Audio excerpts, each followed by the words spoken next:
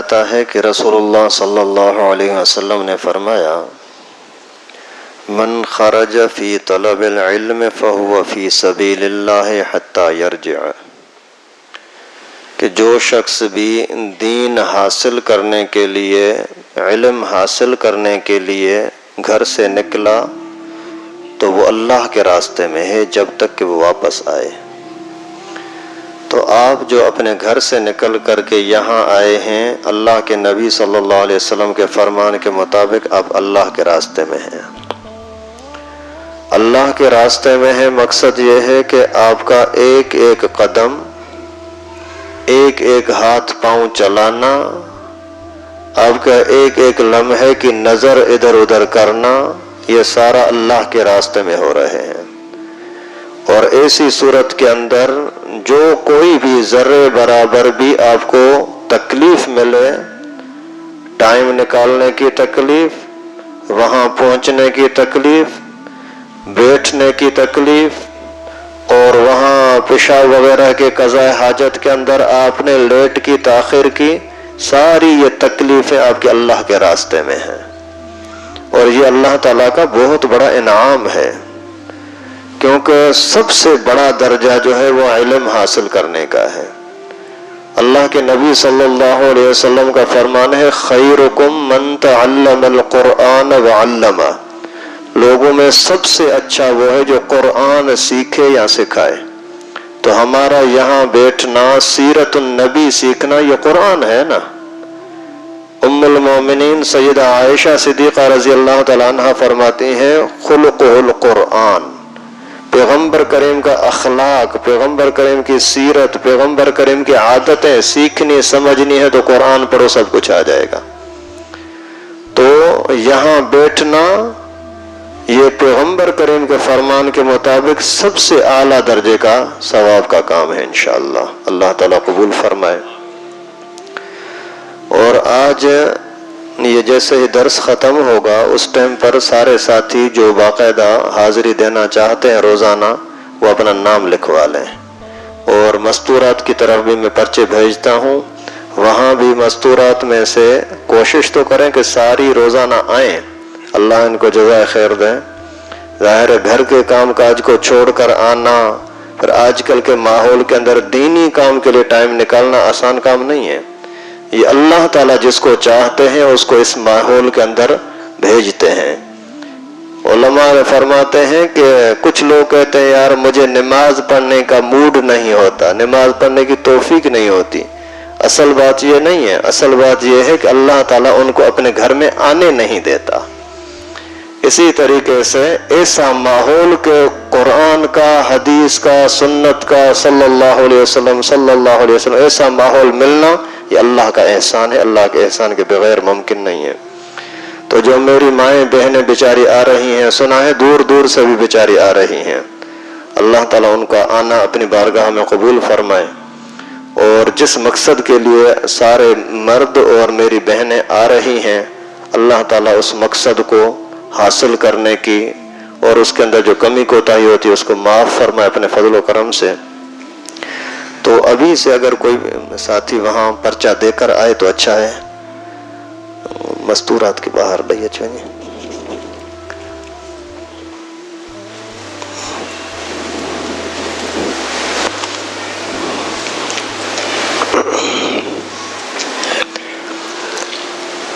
آخری سبق انشاءاللہ جمعرات کا ہوگا، اور اگر جمعرات تک یہ سندیں آ گئیں، سندیں آئیں گی فیصل آباد سے، تو سندیں اگر آ گئیں تو جمعرات کو ہی آخری تقریب کر کے کچھ بزرگوں کو بھی انشاءاللہ بلائیں گے اور دعا کریں گے۔ اگر جمعرات تک نہیں آئیں تو پھر جمعے کو آخری صرف ختم کا پروگرام رکھیں گے۔ اور ہو سکتا ہے پیغمبر کریم صلی اللہ علیہ وسلم کی عادات مبارکہ جو اپنی ذات کے ساتھ تعلق رکھتی ہیں چیزیں، وہ انشاءاللہ آخری دن میں بتاؤں گا۔ مثال کے طور پر پیغمبر کریم صلی اللہ علیہ وسلم کی مبارک آنکھیں کیسی تھیں، مبارک ناک کیسا تھا، ہونٹ کیسا تھا، جسم کیسا تھا، اور پیغمبر کریم صلی اللہ علیہ وسلم کا لباس کیا تھا، پیغمبر کریم کا مسواک کیسا ہوتا تھا، پیغمبر کریم کے بچے بچیاں کون سی ہیں، کب ولادت ہوئی، کب وفات ہوئی، اور گھر والیاں کون کون سی ہیں، پیغمبر کریم کی ذاتی چیزیں انشاءاللہ العزیز آخری دن میں اسی سند والی تقریب میں کریں گے۔ تو ابھی درس شروع کرتے ہیں، 8 بھی بج گئے۔ الحمدللہ نحمده ونصلي ونسلم على رسوله الكريم، اما بعد فاعوذ باللہ من الشیطان الرجیم، بسم اللہ الرحمن الرحیم۔ ما آتاکم الرسول فخذوه وما نهاکم عنه فانتهوا، صدق اللہ العلی العظیم۔ اللہم صل وسلم علی سید الانبیاء والمرسلین وعلی آلہ واصحابہ اجمعین۔ 3 مرتبہ سب ساتھی درود ابراہیمی پڑھ لیں۔ محترم دوستو، عزیزو، محترمہ میری ماں اور بہنوں، سلسلہ سیرت النبی صلی اللہ علیہ وسلم کل سے شروع ہوا، کچھ باتیں آپ کے سامنے عرض رکھی تھیں۔ آج کے درس کے اندر کوشش ہوگی کہ رسول اللہ صلی اللہ علیہ وسلم کی ولادت اور ولادت کے بعد دودھ کس کس نے پلایا، پھر پیغمبر کریم صلی اللہ علیہ وسلم اماں حلیمہ کے پاس کتنا وقت رہے، پھر پیغمبر کریم صلی اللہ علیہ وسلم کا شق الصدر کا واقعہ، پیغمبر کریم صلی اللہ علیہ وسلم کی بکریاں چرانا، پیغمبر کریم صلی اللہ علیہ وسلم کا واپس اماں آمنہ کے پاس پہنچنا، پیغمبر کریم صلی اللہ علیہ وسلم کے ابو کی وفات، پیغمبر کریم صلی اللہ علیہ وسلم کی امی کی وفات، پیغمبر کریم صلی اللہ علیہ وسلم کے دادا عبد المطلب کی وفات، پھر پیغمبر کریم صلی اللہ علیہ وسلم اپنے چچا ابو طالب کے پاس، پھر اس کے بعد شام کی طرف بصرہ کی طرف سفر، پھر پیغمبر کریم صلی اللہ علیہ وسلم کا حرب الفضول کے اندر، حرب الفجار کے اندر شرکت، اور حلف الفضول کے اندر پیغمبر کریم کی شرکت، پھر دوسری مرتبہ رسول اللہ صلی اللہ علیہ وسلم کا شام کی طرف سفر، پھر پیغمبر کریم صلی اللہ علیہ وسلم کا سیدہ خدیجۃ الکبریٰ رضی اللہ تعالیٰ عنہا سے نکاح، پھر پیغمبر کریم صلی اللہ علیہ وسلم کے کعبۃ اللہ کے بنا کے اندر تعمیر کے اندر شرکت، اور اس کے بعد پھر رسول اللہ صلی اللہ علیہ وسلم کا غار حرا میں پہنچنا۔ ان کا انشاءاللہ العزیز ابھی تفصیل کے ساتھ بات کرنی ہے۔ اللہ تعالیٰ سے دعا ہے کہ اللہ پاک ہم سب کو سننے کی، سمجھنے کی توفیق نصیب فرمائے۔ تو عزیزان گرامی، اسلام وہ چیز ہے جس کے اندر ذرہ ذرہ محفوظ ہے۔ تاریخی لحاظ سے بھی اسلام کے اندر رسول اللہ صلی اللہ علیہ وسلم کی ذات کے اندر ذرہ ذرہ محفوظ ہے۔ پیغمبر کریم کا مسکرانا کیسا تھا، پیغمبر کریم کا وضو کیسا تھا، پیغمبر کریم کا لباس کیسا تھا، ذرہ ذرہ محفوظ ہے۔ یہ اسلام کی حقانیت کی دلیل ہے۔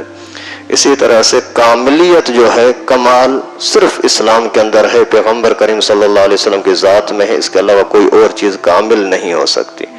پہلے والے مذہب ہیں وہ بھی کامل نہیں ہے۔ الیوم اکملت لکم دینکم واتممت علیکم نعمتی، یہ صرف اور صرف ہمارے اسلام کے لیے اور رسول اللہ صلی اللہ علیہ وسلم کی ذات کے لیے۔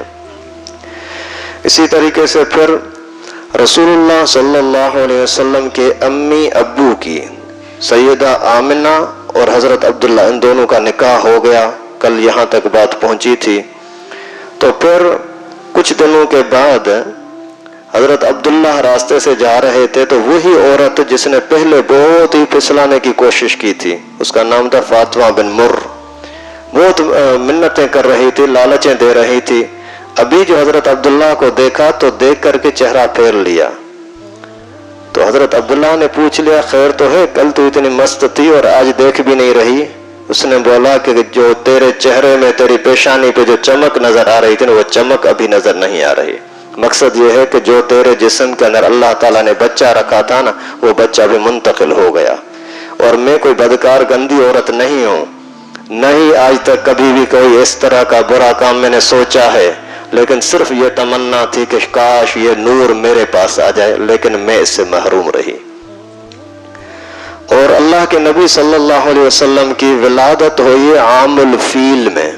عام الفیل، عام الفیل کا مقصد یہ ہوتا ہے کہ ہاتھیوں والا سال، عام سال کو بولتے ہیں، فیل ہاتھی کو بولتے ہیں، جس کا تذکرہ اللہ تعالیٰ نے خود سورہ فیل کے اندر فرمایا الم تر کیف فعل ربک باصحاب الفیل الم یجعل کیدہم فی تضلیل وارسل علیہم طیرا ابابیل ترمیہم بحجارۃ من سجیل فجعلہم کعصف مأکول۔ تو اس صورت کے اندر اللہ تعالیٰ نے خود اسی فیل کا واقعہ بیان فرمایا۔ واقعہ کیا تھا؟ تھوڑا سا پس منظر آپ کو بتاؤں۔ مکہ مکرمہ کے قریب ایک کعبۃ اللہ تو مکے میں تھا، اور مکے کے ساتھ دوسرا ملک جو تھا وہ یمن، اور یمن کے اندر پہلے تو ذو نواس بادشاہ تھا، بڑا زہریلا قسم کا اور آتش پرست اور اسلام کا دشمن، ذو نواس اس کا نام تھا۔ اسی نے اپنے ملک کے مسلمانوں کو، اس زمانے کے مسلمان عیسائی تھے، عیسائیوں کو زبردستی غیر اللہ کی عبادت پر مجبور کر رہا تھا۔ عیسائیت کو چھوڑو، میرے مذہب پر آ جاؤ۔ ان میں سے جو مان گئے، مرتد ہو گئے، وہ تو اس کے مذہب میں آ گئے، لیکن جنہوں نے نہ مانا ان بیچاروں پر اتنا ظلم کیا کہ اس نے باقاعدہ بہت بڑی خندقیں کھدوائیں، اور خندقوں کے اندر بڑی سطح کی آگ جلا کر کے اور اس زمانے کے مسلمانوں کو جلاتا گیا۔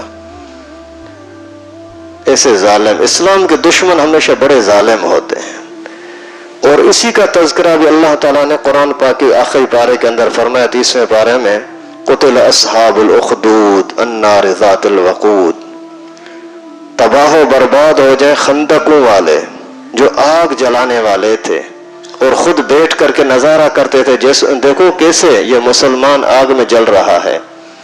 تو اس ذو نواس نے بڑا ظلم کر کے ان لوگوں کو قتل کیا، آگ میں جلایا۔ ان میں سے ایک بندہ وہاں سے بھاگ گیا، بھاگ کر کے جا کر روم کی حکومت کے پاس پہنچا، اور اس نے روم کی حکومت عیسائیوں کی تھی، ان کو بولا کہ وہ ذو نواس یمن میں بڑا ظلم کر رہا ہے، اس سے اپنے مذہب والوں کی جان چھڑاؤ۔ تو یہاں سے پھر روم کے بادشاہ نے ابرہ گورنر کو بولا کہ تو جا کر کے اس کا مقابلہ کر۔ وہ آئے، آ کر کے اسی کو قتل کر دیا، اس ذو نواس مارا گیا۔ پھر ابرہ کے اندر اتنی پھر گھمنڈ آ گئی، تکبر آ گیا، کہنے لگا کہ ابھی میرے برابر کوئی نہیں ہے، میں نے ذو نواس جیسے بادشاہ کو مارا ہے، اور کوئی میرا کیا کر سکتا ہے۔ آخر پھر اس نے شرارت شروع کر دی، آہستہ آہستہ علاقوں پر قبضہ کرنا شروع کیا۔ قبضہ کرتے کرتے اس کو پتہ لگا کہ پورے جزیرے عرب کے لوگ، پوری دنیا کے لوگ یہ سارے مکے کی کعبۃ اللہ میں جاتے ہیں، تو لوگوں کے آمد اور رفت کی وجہ سے، آنے جانے کی وجہ سے جو کاروبار ہوتا ہے، نفع ہوتا ہے، وہ مکے کے لوگوں کو ہوتا ہے، نام مکے کے لوگوں کا ہوتا ہے۔ میرے ملک میں آئیں گے تو میری عزت بڑھے گی۔ اس وجہ سے اس ظالم نے کیا کیا کہ اپنے علاقے میں ایک کعبۃ اللہ بنا دیا، نعوذ باللہ، اور اعلان کر دیا کہ ابھی آج کے بعد یہاں سے کوئی بھی بندہ مکہ نہیں جا سکتا، جن کو بھی حج کرنا ہے، عمرہ کرنا ہے، وہ میرے ملک میں آ جائیں۔ ابھی یہ اللہ تعالیٰ نے لوگوں کے دل میں یہ نفرت ڈالی کہ یہ کعبۃ اللہ کے مقابلے میں دوسرا کعبہ بنایا ہے۔ تو پھر ایک کنانہ قبیلے کا ایک شخص تھا، اس نے جا کر کے اس کے یمن کے کعبے کے اندر پاخانہ کر دیا۔ نفرت تھی، ظاہر ہے میرے گھر کے اندر اگر کوئی گھسے گا، میرے مذہب کے اندر کوئی مداخلت کرے گا، کون برداشت کر سکتا ہے۔ تو پھر اللہ کی قدرت، کوئی چنگاری آئی اور ان کا کعبہ جل گیا۔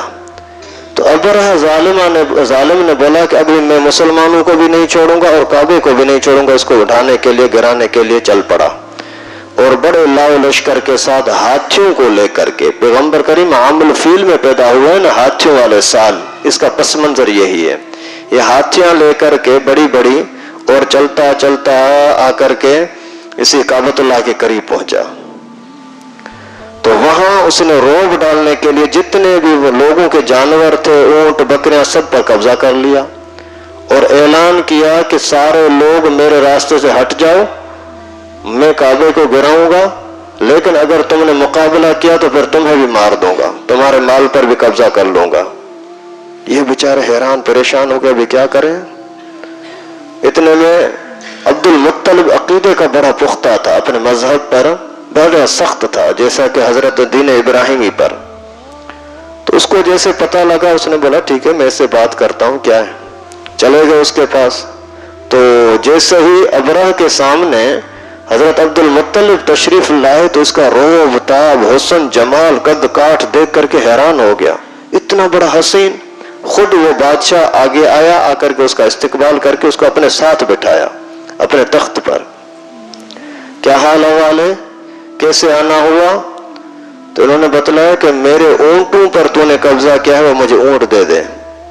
اس نے بولا میں تو تجھے بڑا عزت والا سمجھ رہا تھا، لیکن تو نے تو اپنی عزت گرا دی. کیا مطلب؟ بولا میں تیرے کعبے کو گرانے کے لیے آیا ہوں اور تو بول رہا ہے کہ مجھے اپنے اونٹ دے دے. بولا بات یہ ہے کہ اونٹوں کا مالک میں ہوں اور اس کی حفاظت مجھے کرنی ہے. کعبے کا مالک بھی خدا ہے اور اس کی مالک اور اس کی وہ خود حفاظت کرنا جانتا ہے. اچھا تو مجھے دھمکی دے رہا ہے. بولا مجھے تو میری چیز چاہیے، باقی وہ جانے، کعبہ جانے، کعبے کا رب جانے. تو اس نے بولا ٹھیک ہے اس کو دے دو سارے اونٹ، اس کے جانور دے دو. یہ جانور لے کر کے چل پڑے. پھر اسی نے عبد المطلب نے کیا کیا کہ آ کر کعبۃ اللہ میں اسی چوکٹ پر، کعبۃ اللہ کے دروازے کے چوکٹ کو پکڑ کر کے اور رو رو کر کے اور دعائیں کرنے لگے. اور یہ دعا کی قبولیت کی جگہ ہے. وہاں دعا کی کہ اے اللہ ہم تو طاقت نہیں رکھتے کہ اتنے بڑے ظالم سرکش بادشاہ کا مقابلہ کریں، لیکن اے اللہ تجھ سے تو بڑا نہیں ہے. دعا کر کے چلے گئے پہاڑ کی طرف. تھوڑی دیر کے بعد اسی ابرہ کو وہی مستی چڑھی ہوئی ہے اور اس کو روکا بھی سے، بہت سارے لوگوں نے روکا کہ اللہ کا گھر ہے اس کے قریب نہ جا. خیر اس نے زور لگایا کہ میں آگے جاؤں گا. ابھی وادی محصر، مزدلفہ اور منی ان دونوں کے بیچ میں باقاعدہ آج کل بورڈ لگے ہوئے ہیں، وہاں لکھا ہوا وادی محصر. رسول اللہ صلی اللہ علیہ وسلم جب خود وہاں سے آگے جاتے تھے تو جلدی جلدی گاڑی کو اپنے سواری کو چلاتے تھے، اسے کوئی اونٹ ہو یا جو بھی سواری ہو، تاکہ عذاب والی جگہ پر زیادہ ٹھہرنا نہ ہو. آج کل لوگ عذاب والی جگہوں پر پکنک کے لیے جاتے ہیں کہ بھائی مجھے مونجو دڑو جانا ہے اور فلاں جگہ پر جانا ہے، ٹیکسلا جانا ہے. کیوں؟ کہ وہاں عذاب والی قوم تھی، اس کو دیکھنا ہے. استغفر اللہ. تو اسی وادی محصر میں جیسے پہنچے تو ابھی ہاتھی اس کا بیٹھ گیا. بڑا بڑا جو ہاتھی تھا طاقتور، اسی کا نام تھا محمود. انہوں نے پلاننگ یہ کی تھی کہ میں بڑے ہاتھیوں کو لے جاؤں گا، بڑے زنجیر ساتھ لے جاؤں گا، کعبۃ اللہ کے چودھاری زنجیروں کو گھما کر کے اور ہاتھیوں کے ساتھ باندھ کر کے ہاتھیوں کو ہانکوں گا تو سارا پورا کا پورا کعبہ گر جائے گا. نعوذ باللہ. ابھی اسی پلاننگ کے ساتھ ہاتھیوں کو آگے چلانا چاہ رہے ہیں اور محمود جو بڑا ہاتھی تھا وہ بیٹھ گیا. بڑا زور لگایا لیکن اٹھنے کا نام نہیں لے رہا. جب اسی کا رخ تبدیل کرتے ہیں تو اٹھتا ہے، بھاگتا ہے. جب کعبۃ اللہ کا رخ کرتے ہیں تو نہیں بھاگتا، نہیں اٹھتا. آخر اتنے میں اللہ تعالیٰ کی طرف سے کچھ پرندے آئے. پرندے چھوٹے چھوٹے ابابیل، یعنی پرندوں کا جھنڈ، ایک لشکر. ہر پرندے کے پاس 3 کنکر تھے چھوٹے چھوٹے، ایک چونچ میں اور ایک پنجے میں، دوسرا دوسرے پنجے میں. یہ آ کر کے وہاں سے جیسے ہی وہ پتھر پھینکنا شروع کیا تو بڑا بمباری کا کام کرنے لگے، جیسے گولیاں برسنے لگیں. اور اللہ کی قدرت ایسی کہ کوئی ایک بھی کنکر، ایک بھی گولی ضائع نہیں ہو رہی تھی. کسی کے اگر سر میں لگی تو اتنی زہریلی کہ سر سے چل کر کے اس کے نیچے سے نکلتی. جس ہاتھی پر بیٹھا ہے، جس گھوڑے پر بیٹھا ہے، اسی گھوڑے کو پیٹھ میں لگتی، پیٹ سے نکل کر کے زمین میں چلی جاتی. حجارت من سجیل، یعنی کنکر جو جہنم کی آگ پر پکایا ہوا ہو، ایسا کنکر، ایسی ٹھیکڑی ان کو لگائی گئی جو جہنم کی آگ کی پکی ہوئی ہو. تو اس سے کون بچ سکتا ہے؟ جیسے آج کل سنا ہے کہ یہ جو اسلحہ وغیرہ چلاتے ہیں اس کے اندر فاسفورس پاؤڈر ڈالتے ہیں. فاسفورس پاؤڈر کا کیا مطلب ہوتا ہے؟ اگر کسی کے جسم کو لگ گیا نا پورا جسم گل جاتا ہے. تو ان کو بھی اللہ تعالیٰ نے اسی طرح کا زہریلا کنکر لگایا کہ اگر کسی کو لگا اسی ٹائم پر ڈھیر ہو گیا. لیکن اللہ تعالیٰ کو ابرہ کو ذلیل کرنا تھا، وہ وہاں مرا نہیں. جیسے ہی کنکر لگان ابھی چیخنے لگا. ایسی چیخیں دور دور تک جا رہی ہیں کہ اللہ کا دشمن کیسے ذلیل ہو رہا ہے. اللہ تعالیٰ کی قدرت دیکھو نا. ہاتھی بے عقل جانور ہے, کعبۃ اللہ کو گرانے کے لیے نہیں جا رہا, اور انسان عقل مند ہے لیکن اتنا بے حس ظالم. اسی لیے تو اللہ تعالیٰ نے فرمایا اولئک کالانعام بل ھم اضل. انسان جب بدترین بن جاتے ہیں نا تو جانوروں سے زیادہ گندے ہو جاتے ہیں. جانور جہنمی تو نہیں بنتے, یہ تو ظالم جہنمی بن جاتے ہیں. آخر یہ چیختا ہوا بھاگا. ابھی بھاگتے بھاگتے تھوڑا آگے گیا تو ایک انگلی گر گئی, پھر آگے بھاگا دوسری انگلی گر رہی ہے, ہاتھ گر رہا ہے. اس طرح سے کوئی جسم کا کوئی ٹکڑا, کہیں سے گوشت کا ٹکڑا گرا, کہیں سے کوئی ہڈی گری, جیسے ایک ایک زخم کوئی ٹکڑا جدا ہو رہا ہے تو اس کو تکلیف بڑھ رہی ہے. یعنی دنیا میں ہی اللہ تعالیٰ نے اس کو جہنم کا عذاب چکھا دیا, اور اس کی وجہ سے ایسا رعب طاری ہو گیا پوری دنیا کے اندر کہ کعبۃ اللہ کا دشمن زندہ نہیں رہ سکتا, وہ اللہ کے عذاب سے بچ نہیں سکتا. اسی سال رسول اللہ صلی اللہ علیہ وسلم کی ولادت ہوئی, اور ولادت کہاں ہوئی ہے؟ مکہ مکرمہ میں. اور کب ہوئی ہے؟ ربیع الاول میں. علماء نے عجیب بات لکھی ہے, پیغمبر کریم کی ولادت ہوئی ہے عام الفیل, ہاتھیوں والے سال, اور مہینہ ہے ربیع الاول, اور جگہ ہے مکہ. سبحان اللہ. دنیا کے اندر سب سے عظمت والا اگر کوئی شہر ہے تو وہ مکہ. قرآن پاک اللہ رب العالمین قسم کھاتے ہیں والتین والزیتون وطور سینین وہذا البلد الامین. اس امن والے, اس امین شہر کی قسم, یعنی جس کعبۃ اللہ کو اللہ رب العالمین امین کہہ کر کے اس کی عظمت کی قسم کھا رہے ہیں, اسی شہر کے اندر رسول اللہ صلی اللہ علیہ وسلم کی ولادت ہو رہی ہے. اور کس مہینے میں ہو رہی ہے؟ ربیع الاول کے مہینے میں. ربیع بہار کی موسم کو بولتے ہیں, یعنی پورے سردی کے موسم میں, سردی کے بعد بہار آتا ہے نا, سردی کے موسم میں جسم سوکھ جاتا ہے اور درخت وغیرہ سوکھ جاتے ہیں, پتے جھڑ جاتے ہیں, اور درخت کے اوپر جو چھلکا لگا ہوتا ہے وہ بھی بد شکل ہو جاتا ہے. جب بہار کی موسم آتی ہے تو پوری نئی رونق آ جاتی ہے. جب رسول اللہ صلی اللہ علیہ وسلم کو ربیع الاول کے اندر اللہ تعالیٰ نے پیدا فرما کر کے اور انسانیت کو سبق دیا کہ ابھی دنیا کے اندر بہار آنی ہے, ابھی ظلم ختم ہونا ہے, ابھی اندھیرا ختم ہو رہا ہے. پہلے لوگ جو عورتوں کو جانوروں سے بدتر سمجھتے تھے نا, ابھی وہ ماحول ختم ہو جائے گا. عورتوں کے ہر مہینے کے اندر کچھ چند دن مخصوص ہوتے ہیں جس کے اندر وہ پاک نہیں رہتی, اللہ تعالیٰ کا نظام ہے.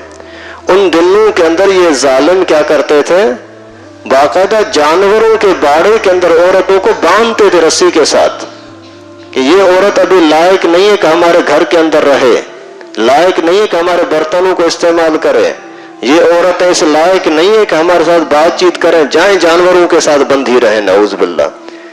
پیغمبر کریم صلی اللہ علیہ وسلم بہار کے موسم میں ربیع الاول کے اندر تشریف لائے کہ اس طرح کے اندھیرے کو مٹائیں گے, ابھی خوشگوار موسم آئے گا. ابھی تک جو بچیوں کو لوگ زندہ دفن کرتے تھے نا, بچیاں بیچاری چیخ رہی ہیں, چلا رہی ہیں, ابو میں نے تجھے کیا کیا ہے, کیوں مار رہا ہے, کوئی بات سننے کے لیے تیار نہیں, بس تجھے قبر میں ڈالنا ہے. ایسے ظلم ستم کے ماحول کو اللہ کے نبی صلی اللہ علیہ وسلم مٹانے کے لیے تشریف لائے. اور کس سال میں لائے تشریف لائے؟ عام الفیل کے سال. عام الفیل کا کیا ہوا کہ کعبے کا دشمن برباد ہوا. یعنی آج کے بعد یہ اسلام ایسا سچا نظام آیا, اس کے مقابلے میں جو بھی آئے گا وہ مٹ جائے گا. اور الحمدللہ ایسا ہوتا رہا, ہو رہا ہے اور ہوتا رہے گا انشاءاللہ. رسول اللہ صلی اللہ علیہ وسلم کی ولادت مبارکہ ہوئی ہے پیر کے دن صبح کے ٹائم پر ربیع الاول کے مہینے میں. تاریخ کون سی ہے اس میں مؤرخین کا اختلاف ہے, کیونکہ نبوت سے بعد وہ تو پھر عاشق ایسے ہو گئے تھے کہ پیغمبر کریم صلی اللہ علیہ وسلم کو بالوں کو بھی گن لیا تھا کہ نبی پاک کے جسم طور پر سفید بال کتنے ہیں. ایسے عاشق پیدا ہوئے تھے. ایک مرتبہ حضرت ابن عباس رضی اللہ تعالیٰ عنہ غالباً کسی جگہ پر جاتے ہیں, جاتے جاتے جاتے سر کو نیچے کیا, پھر آگے چلنے لگے. کسی نے پوچھا کیا ہوا, سر کیوں نیچے کیا, کوئی تکلیف ہوئی؟ بولا نہیں کوئی تکلیف نہیں تھی, لیکن ایک مرتبہ میں رسول اللہ صلی اللہ علیہ وسلم کے ساتھ جا رہا تھا تو یہاں ایک درخت کی ٹہنی تھی، اس ٹہنی سے بچنے کے لیے پیغمبر کریم نے سر جو جھکایا تھا تو میں بھی اس جگہ سے آیا تو میں نے بھی نبی پاک صلی اللہ علیہ وسلم کی نقل کی۔ ایسے عاشق تھے، بادشاہوں کے مجلس میں بیٹھے ہیں، نوالا اور منہ سے گر گیا نیچے، ابھی اسی کو اٹھا رہے ہیں، بادشاہ دیکھ رہے ہیں، سارے اٹھا کر کے اس کو صاف کر کے اور منہ میں ڈال رہے ہیں۔ ساتھ والا ساتھی کہتا ہے چھوڑ دو، بڑے لوگوں کے مجلس میں بیٹھے ہیں، یہ برا سمجھیں گے۔ تو اس صحابی نے فرمایا اترک سنت حبیبی لہؤلاء الحمقاء، اللہ اکبر، کیا میں پیغمبر کریم کی سنت کو چھوڑ دوں گا ان بیوقوفوں کی وجہ سے، ان عقل کے اندھے لوگوں کی وجہ سے میں نبی پاک کی سنت کو چھوڑوں گا؟ پھر تو ایسے عاشق پیدا ہوئے نا۔ ایک صحابی نے پیغمبر کریم کو دیکھا، پیغمبر کریم صلی اللہ علیہ وسلم نے امامہ مبارک اٹھا کر کے اپنے ران پر رکھا، ابھی اس نے دیکھا کہ نبی پاک کے بال آدھے ادھر آدھے ادھر، ایسا چمکدار چہرہ اور زلفیں جن کا تذکرہ اللہ تعالیٰ نے قرآن میں کیا، والضحیٰ واللیل اذا سجا، سبحان اللہ۔ تو اس صحابی نے بار بار اسی ٹائم پر کوشش کی کہ میں کس طرح سے بال اس طرح سے بناؤں، گیا گھر جا کر یہ پانی لگایا، پھر مانگ نکالی، پھر پانی لگایا، پھر مانگ نکالی، مانگ نکل نہیں رہی، بال بیچارے کے گھریالے تھے۔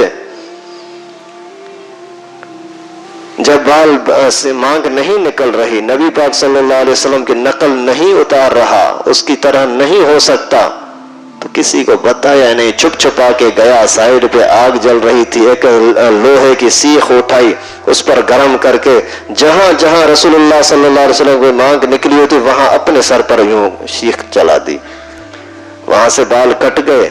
پوچھا بھائی تجھے کیا ہوا، یہ کیا کیا ہے؟ بولا رسول اللہ صلی اللہ علیہ وسلم کے نقش قدم پر چلنا چاہتا ہوں۔ پھر تو ایسے عاشق پیدا ہوئے تھے، لیکن پہلے جب تک نبوت کا اعلان نہیں ہوا اس سے پہلے والی تاریخوں کے اندر اختلاف ہے، علماء نے مختلف باتیں لکھی ہیں۔ زیادہ جو مشہور بات، زیادہ جو صحیح بات ہے وہ 8 ربیع الاول ہے، 1 کا تذکرہ بھی ہے، 2 کا بھی ہے، 9 کا بھی ہے، 12 کا بھی ہے، لیکن 8 زیادہ تر علماء فرماتے ہیں کہ 8 ربیع الاول پیر کا دن صبح کے ٹائم پر رسول اللہ صلی اللہ علیہ وسلم کی ولادت ہوئی۔ اپریل کا مہینہ تھا، 20 اپریل اور 571 عیسوی، 571 عیسوی کے اندر اپریل کے مہینے میں اللہ کے نبی صلی اللہ علیہ وسلم کی ولادت ہوئی۔ اما آمنہ فرماتی ہیں کہ رسول اللہ صلی اللہ علیہ وسلم جب سے میرے جسم اطہر کے اندر آئے کبھی بھی مجھے کوئی تکلیف محسوس نہیں ہو کہ میرے پیٹ کے اندر کوئی بوجھ بھی ہو۔ جیسے عورتوں کے پیٹ میں بچہ آتا ہے تو اس کو متلی آتی ہے، طبیعت کڑتی ہے، تکلیفیں ہوتی ہیں، لیکن اللہ کے نبی صلی اللہ علیہ وسلم کے آنے کی وجہ سے مجھے تکلیف تو کچھ نہیں، اور زیادہ مجھے خوشیاں محسوس ہوتی تھی جب میں گھر سے باہر بھی نکلتی، سورج پہ نکلتی، سورج کا تپش مجھے تنگ نہیں کرتی تھی، بھوک اور پیاس مجھے تنگ نہیں کرتی تھی۔ رسول اللہ صلی اللہ علیہ وسلم کی ولادت سے پہلے پیغمبر کریم کی برکتیں، سبحان اللہ۔ اور امی آمنہ رضی اللہ تعالیٰ عنہ فرماتی ہیں کہ رسول اللہ صلی اللہ علیہ وسلم جب میرے پیٹ کے اندر آئے اس وقت میں میرے جسم سے ایک نور ایسا نکلا، ایک چمک اور روشنی ایسی نکلی، اس سے شام کے محل بھی روشن ہو گئے۔ اشارہ تھا اس بات کی طرف کہ ابھی پیغمبر کریم صلی اللہ علیہ وسلم کے آنے سے اندھیرا ختم ہو جائے گا، روشنی اور چمک آئے گی۔ کہاں مکہ مدینہ، کہاں کے عرب لوگ جو ہمیں عجمی اور گونگا کہتے ہیں، عرب لوگ اپنے علاوہ دوسروں کو کہتے ہیں یہ عجمی ہے، عجمی مانا گونگا، جیسے ہم آپس میں بیٹھے ہوں اگر کوئی گونگا ہو وہ بیچارہ کتنی حسرت کے ساتھ بیٹھا ہوتا ہے، ارے یار پتہ نہیں کیا کہہ رہے ہیں، تو وہ ہمیں ایسا پاگل سمجھتے ہیں، لیکن اللہ کے نبی صلی اللہ علیہ وسلم کے اسی نور اور اسی چمک کی برکت یہ تھی کہ آج کے یہاں کے پاکستانی، سندھی، پنجابی، پٹھان بھی وہی قرآن پڑھ رہے ہیں جو پیغمبر کریم نے آج سے 1400 سال پہلے پڑھا تھا۔ یہ اللہ کی مہربانی ہے۔ اور حیرت کی بات یہ ہے کہ وہاں کے عربوں سے زیادہ ہمارے عجمی لوگ کام کر رہے ہیں الحمدللہ۔ سعودی عرب کے اندر کچھ سال پہلے 5000 بچے حافظ ہوئے تھے، ایک سال میں 5000 بچے۔ تو انہوں نے خوشی کے اندر پوری دنیا کے دیندار لوگوں کو بلایا، بھائی دیکھو ہم نے کمال کیا ہے کہ ہمارے ہاں 5000 بچے ایک سال کے اندر حافظ ہوئے ہیں۔ تو ہمارے پاکستان کے دیوبندیوں کے وفاق المدارس والوں نے جا کر کے وہاں بولا کہ الحمدللہ ہمارے ہاں ایک سال کے اندر 65,000 حافظ ہوئے ہیں۔ تو وہاں عربوں سے زیادہ آج یہی کام عجمیوں نے کیا ہے الحمدللہ۔ یہ سندھی پنجابی پٹھان پنجابیوں نے کیا ہے، بلوچوں نے کیا ہے، یہ اللہ کا احسان۔ خیر، تو رسول اللہ صلی اللہ علیہ وسلم کی چمک، حضرت آمنہ فرماتی ہیں کہ جب پیغمبر کریم صلی اللہ علیہ وسلم کی ولادت ہونے لگی، مجھے ولادت کے وقت کوئی تکلیف محسوس نہیں ہو رہی، اور اس وقت میں نے دیکھا کہ آسمان سے ستارے نیچے گرتے ہوئے محسوس ہو رہے، تو اس میں اشارہ تھا اس بات کی طرف کہ آسمان کی طرف سے بھی روشنی اترے گی، روشنی آئے گی، اور وہی ہوا اللہ کے فضل سے۔ یہی پیغمبر کریم صلی اللہ علیہ وسلم دنیا کے لیے روشنی بن کر کے تشریف لائے۔ اور بی بی آمنہ رضی اللہ تعالیٰ عنہ کے ہاں جیسے ہی یہ بچہ پیدا ہوا، اندھیرے کمرے کے اندر روشنی ہو گئی۔ پیغمبر کریم صلی اللہ علیہ وسلم کی زبان اطہر سے جو سب سے پہلا لفظ نکلا وہ اللہ، سبحان اللہ۔ ہمارے بچے پیدا ہوتے ہیں شروع میں واں واں رونا شروع کرتے ہیں، ماں بھی پریشان تو باپ بھی پریشان، پتہ نہیں کیا ہے۔ آج کل دوسری ٹائم ڈاکٹر بولتے ہیں بھائی اس کے دل میں بیٹری لگانی ہے، ابھی اس کو پیلیا ہو گیا، یہ ہو گیا، یہ ہو گیا، ایسی بیماریاں بتاتے ہیں جو نظر بھی نہیں آتی۔ تو اللہ کے نبی صلی اللہ علیہ وسلم کے ولادت کے ٹائم پر فارس کے محل کے کنگرے جو مینار وغیرہ بنے ہوئے تھے، 14 کنگرے گر گئے۔ وہ حیران ہو گیا، وہاں جھٹکا زلزلہ آیا فارس کے اندر۔ فارس کا بادشاہ حیران، کیا ہو گیا؟ جلدی سے لوگوں کو بلایا، یہ کیا ہے؟ اتنے مضبوط کنگرے کیسے گر گئے؟ یہ زلزلہ کہاں سے آ گیا؟ پیغمبر کریم کی ولادت ہو رہی ہے مکہ مکرمہ میں، اور کنگرے گر رہے ہیں یہاں ایران میں، فارس میں۔ یہ اللہ تعالیٰ کا انعام نہیں ہے تو اور کیا؟ یہ اللہ تعالیٰ کی طرف سے قدرت کا کمال نہیں ہے تو اور کیا؟ حیران ہو گیا، یہ کیا ہو رہا ہے؟ لوگوں کو بلایا، پتہ نہیں کیا ہے، علمی لوگوں کو بلایا، یہودیوں کو بلایا، عیسائیوں کو بلایا، کیا مسئلہ ہے؟ بولا پتہ نہیں ہے۔ کسی نے بتایا کہ وہ شام کے اندر ایک بڑا مولوی ہے، اس کو شاید پتہ ہو۔ بولا جاؤ اس سے پوچھ کر کے آؤ۔ حبشہ کے بادشاہ کو خط آدمی بھیجا کہ یہ پوچھو تو صحیح یہ کیا مسئلہ ہے۔ وہاں جا کر کے لوگ پہنچے تو وہ آخری سانس لے رہا تھا، ایسے مرنے کے قریب تھا، اور انہوں نے جا کر کے بولا کہ ہمیں بادشاہ نے، کسرا نے بھیجا ہے، فارس کے بادشاہ نے، وہ پوچھ رہا ہے کہ یہ کیا مسئلہ ہے کہ کنگرے گر گئے۔ اچھا، ان دنوں کے اندر اس نے خواب بھی دیکھا کہ ایک اونٹ ہے جو سب جانوروں کو بھگا رہا ہے، اور سارے جانور اسی کی تابعداری کر رہے ہیں، کوئی بھی اس کا مقابلہ نہیں کر رہا۔ پوچھا کہ بتاؤ تو صحیح یہ کیا مسئلہ، کیا ہو رہا ہے؟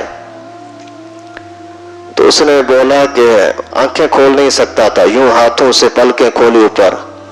کیا بول رہا ہے؟ کیا پوچھنا چاہ رہا ہے؟ کس نے تجھے بھیجا ہے؟ فلاں نے بھیجا ہے، اس کام کے لیے بھیجا ہے۔ تو اس نے بولا کہ میں نے جو اپنی کتابوں میں پڑھا ہے، لگتا ہے کہ آج کے دن رسول اللہ صلی اللہ علیہ وسلم آخری نبی پیدا ہو چکے، اور اسی ٹائم پر اس کی جان چلی گئی اور فوت ہو گیا۔ اور جب اس کو پتہ لگا تو پوچھا بھلا بتاؤ تو صحیح ہے 14 کنگرے کا کیا مطلب؟ بولا 14 بندوں کی تمہاری حکومت چلے گی، اس کے بعد تمہاری حکومت ختم ہو جائے گی۔ یہ بولتا ہے 14 تو بہت عرصہ لگے گا، ایک بندے کی 10-15 سال حکومت چلی تو بھی 100-150 سال چلے گی حکومت۔ اللہ کی قدرت 4 سال کے اندر اس کے 10 بندوں کی حکومت ختم ہو گئی۔ ایک جس نے پیغمبر کریم صلی اللہ علیہ وسلم کا خط پھاڑا تھا، وہ تفصیل آگے آئے گا انشاءاللہ، اسی کے بیٹے نے صبح رات کے ٹائم پر قتل کر دیا۔ 10 بندے 4 سال کے اندر ختم، اور حضرت عثمان غنی رضی اللہ تعالیٰ عنہ کے زمانے کے اندر پورا کسرا ٹوٹ گیا، حکومت ہمیشہ کے لیے ختم، آج تک کوئی کسرا پھر پیدا نہیں ہوا۔ اور اسی پیغمبر کریم صلی اللہ علیہ وسلم کی ولادت کے وقت ایسا ہوا کہ شام کے محلات روشن ہوئے، اور جو مجوسوں کی ہزاروں سالوں سے آگ جل رہی تھی، کبھی بھی دن رات میں اس کو بجھنے نہیں دیا تھا، وہ آگ اللہ کی قدرت سے بجھ گئی۔ تو یہ رسول اللہ صلی اللہ علیہ وسلم کے آنے کی برکت تھی۔ پھر دودھ پلانے کا مرحلہ آیا۔ 3 یا 4 دن تک امی نے، حضرت آمنہ نے دودھ پلایا۔ پھر کچھ دنوں تک سویبہ نے دودھ پلایا، جس کو آج کل کے لوگ صوبیہ کہتے ہیں۔ لفظ صوبیہ نہیں ہے، سویبہ ہے۔ میں نے اپنی بچی کا نام بھی سویبہ رکھا ہے۔ جب نادرہ میں گیا، جا کر کے ان کو نام لکھوا رہا تھا، بھائی اس کا نام ہے سویبہ، تو اس نے صوبیہ لکھ دیا۔ میں نے بولا بھائی سویبہ کہہ رہا ہوں، تو پھر اردو سندھی میں تو وہی سویبہ لکھا، انگریزی میں پھر وہی صوبیہ لکھ دیا۔ اللہ کے بندے، میں جو آپ کو اسپیلنگ بتا رہا ہوں وہی کرو۔ تو ان کو سمجھ ہی نہیں آ رہا تھا۔ پھر وہ اٹھا دوسروں کو دکھا رہا تھا، یار یہ دیکھو نیا نام آ گیا۔ میں نے بولا دینی نام ہے، دینی ناموں کو میں تم سے زیادہ جانتا ہوں۔ بولا نہیں آپ نے ہماری اصلاح کر دی یہ وہ۔ تو اس کا نام تھا سویبہ، اور وہ باندھی تھی ابو لہب کی۔ ابو لہب نے پیغمبر کریم صلی اللہ علیہ وسلم کی میلاد کی، ولادت کی خوشی میں، جشن میں اسی سویبہ کو آزاد کیا تھا۔ سویبہ نے جا کر کے بولا کہ ابو طالب بات تو سن، تیرا بھائی تھا نا عبداللہ، آمنہ کا شوہر، اس کے گھر میں بچہ پیدا ہوا، ایسا خوبصورت بچہ کہ کمرہ روشن ہو گیا، ایسا خوبصورت بچہ کہ پیدا ہوتے ہی اسی کے زبان سے اللہ کا نام نکلا ہے، ایسا بچہ پیدا ہوا کہ پیدا ہوتے ہی اس کے چہرہ جو تھا نا سجدے میں گیا ہوا تھا، ایسا لگ رہا تھا جیسے کہ سجدے میں گرا ہوا ہے۔ ایسا بچہ پیدا ہوا ہے جس کے آنکھوں میں سرما بھی ایسا لگتا ہے کہ پہلے سے پڑا ہوا ہے۔ ایسا بچہ پیدا ہوا ہے جس کے ناف کو جب دیکھا نا تو ناف کی نالی نہیں تھی خوراک والی، وہ نالی پہلے سے کٹی ہوئی ہے۔ ایسا بچہ پیدا ہوا جس کا ختنہ بھی پہلے سے ہوا ہے۔ ختنے کے بارے میں 3 قول ہے، ایک یہ کہ پیدائش ہی ختنے کے ساتھ ہوئی ہے، ایک روایت یہ ہے کہ امی آمنہ نے ختنہ کروایا تھا، ایک روایت یہ ہے کہ بی بی حلیمہ نے کروایا تھا، لیکن راجح قول یہی ہے کہ اللہ تعالیٰ نے جیسے اس کو پیدا کیا پیغمبر کریم کو، اس سے پہلے اس کا ختنہ ہوا تھا۔ تو ابو لہب نے بولا ہاں میرا بھتیجا، میرا بچہ ایسا پیارا۔ اسی ٹائم پر بولا کہ تو نے مجھے ایسی خوشی والی خبر دی ہے، جا تو آزاد ہے۔ یہ سویبہ آزاد ہوئی، اور اسی نے کچھ دن پیغمبر کریم صلی اللہ علیہ وسلم کو دودھ پلایا۔ اتنے میں بنو سعد قبیلے کا طائف کی طرف کا ایک قافلہ آیا بچوں کو لینے کے لیے۔ عورتیں آ رہی ہیں کہ مکے کا ماحول کے اندر لوگوں کا آنا جانا بہت ہے، اور جو شہری ماحول ہے طرح سے، اور شہر کی زبان اتنی اچھی نہیں ہوتی، دیہاتی زبان پختہ ہوتی ہے، اپنی ہی قومی زبان ہوتی ہے۔ بنو سعد کی زبان تو سب سے اچھی تھی، تو وہاں کے دیہاتی لوگ آتے تھے یہاں، جیسے یہاں کراچی کا ماحول ہے نا، سندھی آتا ہے تو آدھا سندھی بولتا ہے، آدھا اردو بولتا ہے، پتہ نہیں کیسے ملا جلا کر کے، اور کوئی بلوچ آتا ہے تو وہ بھی زبان کو کراچی کی زبان کے ساتھ ملا دیتا ہے، کوئی پٹھان ہوتا ہے تو بھی اسی طرح سے، یعنی شہر کی زبان سلامت نہیں رہتی، وہ ٹیڑھی گوئی میڑھی ہو جاتی ہے۔ تو وہاں بھی انہوں نے سوچا کہ یہاں ہر سال عمرے کے لیے، حج کے لیے لوگ آتے ہیں، اس وجہ سے ماحول خراب ہوتا ہے، زبانیں تبدیل ہوتی ہیں، اچھا یہ ہے کہ ہم بچے کو وہاں بھیج دیتے ہیں۔ بی بی حلیمہ آ گئی، سب ان کے ساتھ جو اور عورتیں آئی تھیں ان کو کوئی نہ کوئی بچہ مل گیا۔ اس کو پتہ لگا کہ اس گھر میں بچہ پیدا ہوا ہے، آئی آ کر کے پوچھنے لگی سب سے پہلے یہ کہ اس کا ابا کہاں ہے؟ ابا تو فوت ہو گیا۔ ارے بچے کے چہرے کو دیکھتی ہے، بچہ تو لے جانا چاہیے، اور باپ کا جب معلوم ہوا تو پھر سوچتی ہے کہ جب باپ نہیں تو ہمیں ملے گا کیا؟ ہم تو کرائے پر دودھ پلانے کے لیے، پیسے کمانے کے لیے کر رہے ہیں نا۔ پھر ادھر ادھر گھومی، اور عورتیں آئیں، ان کے مقدر میں تھا نہیں، یہ نصیب اور یہ برکت اللہ تعالیٰ نے حلیمہ کے مقدر میں رکھی تھی، اور آخر کار بات طے ہو گئی کہ یہ بچہ میں لے جاؤں گی۔ خالی ہاتھ واپس جانے سے بہتر ہے کہ کوئی نہ کوئی ساتھ تو لے جاؤں۔ خود پھر بی بی حلیمہ فرماتی جب میں آ رہی تھی تو جس سواری پر تھی نا وہ سواری اتنی کمزور تھی کہ چل نہیں سکتی تھی، اور میرے سینے پر ایک بچہ پہلے سے تھا، لیکن میرے جسم میں اتنا دودھ نہیں ہوتا تھا کہ میں اس کی بھوک مٹا سکوں، اتنا بھی دودھ نہیں ہے کہ اس کی بھوک مٹے۔ لیکن جیسے ہی رسول اللہ صلی اللہ علیہ وسلم کو ہم نے اٹھا لیا نا اور اپنے سینے سے لگایا نا، اللہ تعالیٰ نے میرے سینے کے دونوں حصوں کو ایسا بھر دیا کہ حضرت محمد صلی اللہ علیہ وسلم نے بھی پیٹ بھر کر کے دودھ پیا تو اس دوسرے بچے نے بھی پیٹ بھر کر کے پیا۔ پیغمبر کریم صلی اللہ علیہ وسلم کی برکتیں جاری ہو گئی الحمدللہ۔ فرماتی ہیں ہم جیسے ہی پھر سواری پر سوار ہو کر کے جانے لگے تو پہلے آتے ہوئے مجھے دوسری عورتیں تانا دے رہی تھی تو بار بار پیچھے رہ جاتی، ہم کتنا تیرا انتظار کریں گی۔ اور ابھی جب واپسی جا رہے تھے نا تو میری سواری سب سے آگے تھی اور وہ بول رہی تھی ساری کیا ہوا ہے، تجھے اتنا پیسہ مل گیا کیا، تو نے سواری بھی تبدیل کر دی ہے؟ میں نے بولا نہیں، سواری تو وہی ہے لیکن سوار تبدیل ہو گیا، سوار تبدیل ہو گیا ہے۔ اور فرمایا کہ جیسے ہی ہم آ رہے تھے تو اپنے ساتھ اونٹنی کو بھی ساتھ لیے تھے، دودھ والی اونٹنی اپنی ضرورت کے لیے، تو پھر اس اونٹنی کو جب دوہنے کے لیے گئے، دودھ نکالنے کے لیے گئے تو اللہ کی قدرت اس کے تھن بھی بھرے ہوئے ہیں اور اتنا دودھ کہ ہماری سب کی ضرورتیں پوری ہو جاتی، دوسروں کو بھی دودھ پلاتے۔ ہم جیسے واپس جانے لگے اور دن کی تپش کا ٹائم ہوا تو سورج کی تپش ہمیں تنگ نہیں کر رہی تھی، ایسا محسوس ہو رہا تھا اوپر سے کوئی فرشتہ ہمارے اوپر چل رہا ہے یا کوئی بادل چل رہا ہے جو ہمیں سایہ کر رہا ہے۔ یہ رسول اللہ صلی اللہ علیہ وسلم کی برکت ہے۔ چلتے چلتے جا کر کے طائف کے قریب بنو سعد قبیلے میں پہنچے اور وہاں پر رہن سہن رہا۔ اس کو بڑے عجیب انداز سے شاعروں نے بیان کیا ہے، کیا منظر ہوگا کہ بی بی حلیمہ ہوگی، گود میں محمد عربی ہوگا، اس کے رخساروں کو چوم رہی ہوگی اور وہ پیغمبر کریم صلی اللہ علیہ وسلم اس کے رخساروں پر اما اما کر کے ہاتھ لگا رہا ہوگا۔ اللہ اکبر، اللہ اکبر۔ رسول اللہ صلی اللہ علیہ وسلم بی بی حلیمہ کے پاس کچھ عرصے تک رہے، آخری مدت تک یعنی 2 سال تک دودھ بی بی حلیمہ ہی پلاتی رہی، لے آتی تھی پھر لے جاتی تھی، لیکن 2 سال کا معاہدہ تھا کہ جب تک اس کی دودھ کی عمر ہے تب تک اس کو دودھ پلانا ہے۔ آج کل بھی یہ جو عورتیں اپنی جان چھڑانے کے لیے 8-10 مہینے کے بعد 12-15 مہینے کے بعد بچے کو یہ دودھ چھڑا دیتی ہیں، یہ ناجائز کرتی ہیں، یہ گناہ کا کام ہے۔ 2 سال تک ان کا دودھ چلاؤ، بھلے تکلیف ہوتی ہے، آپ دنیا کی کتنی بھی بڑی خوراک ان کو کھلاؤ اس کے اندر اتنی طاقت نہیں ہے جتنی ماں کے دودھ کے اندر اللہ نے طاقت رکھی ہے۔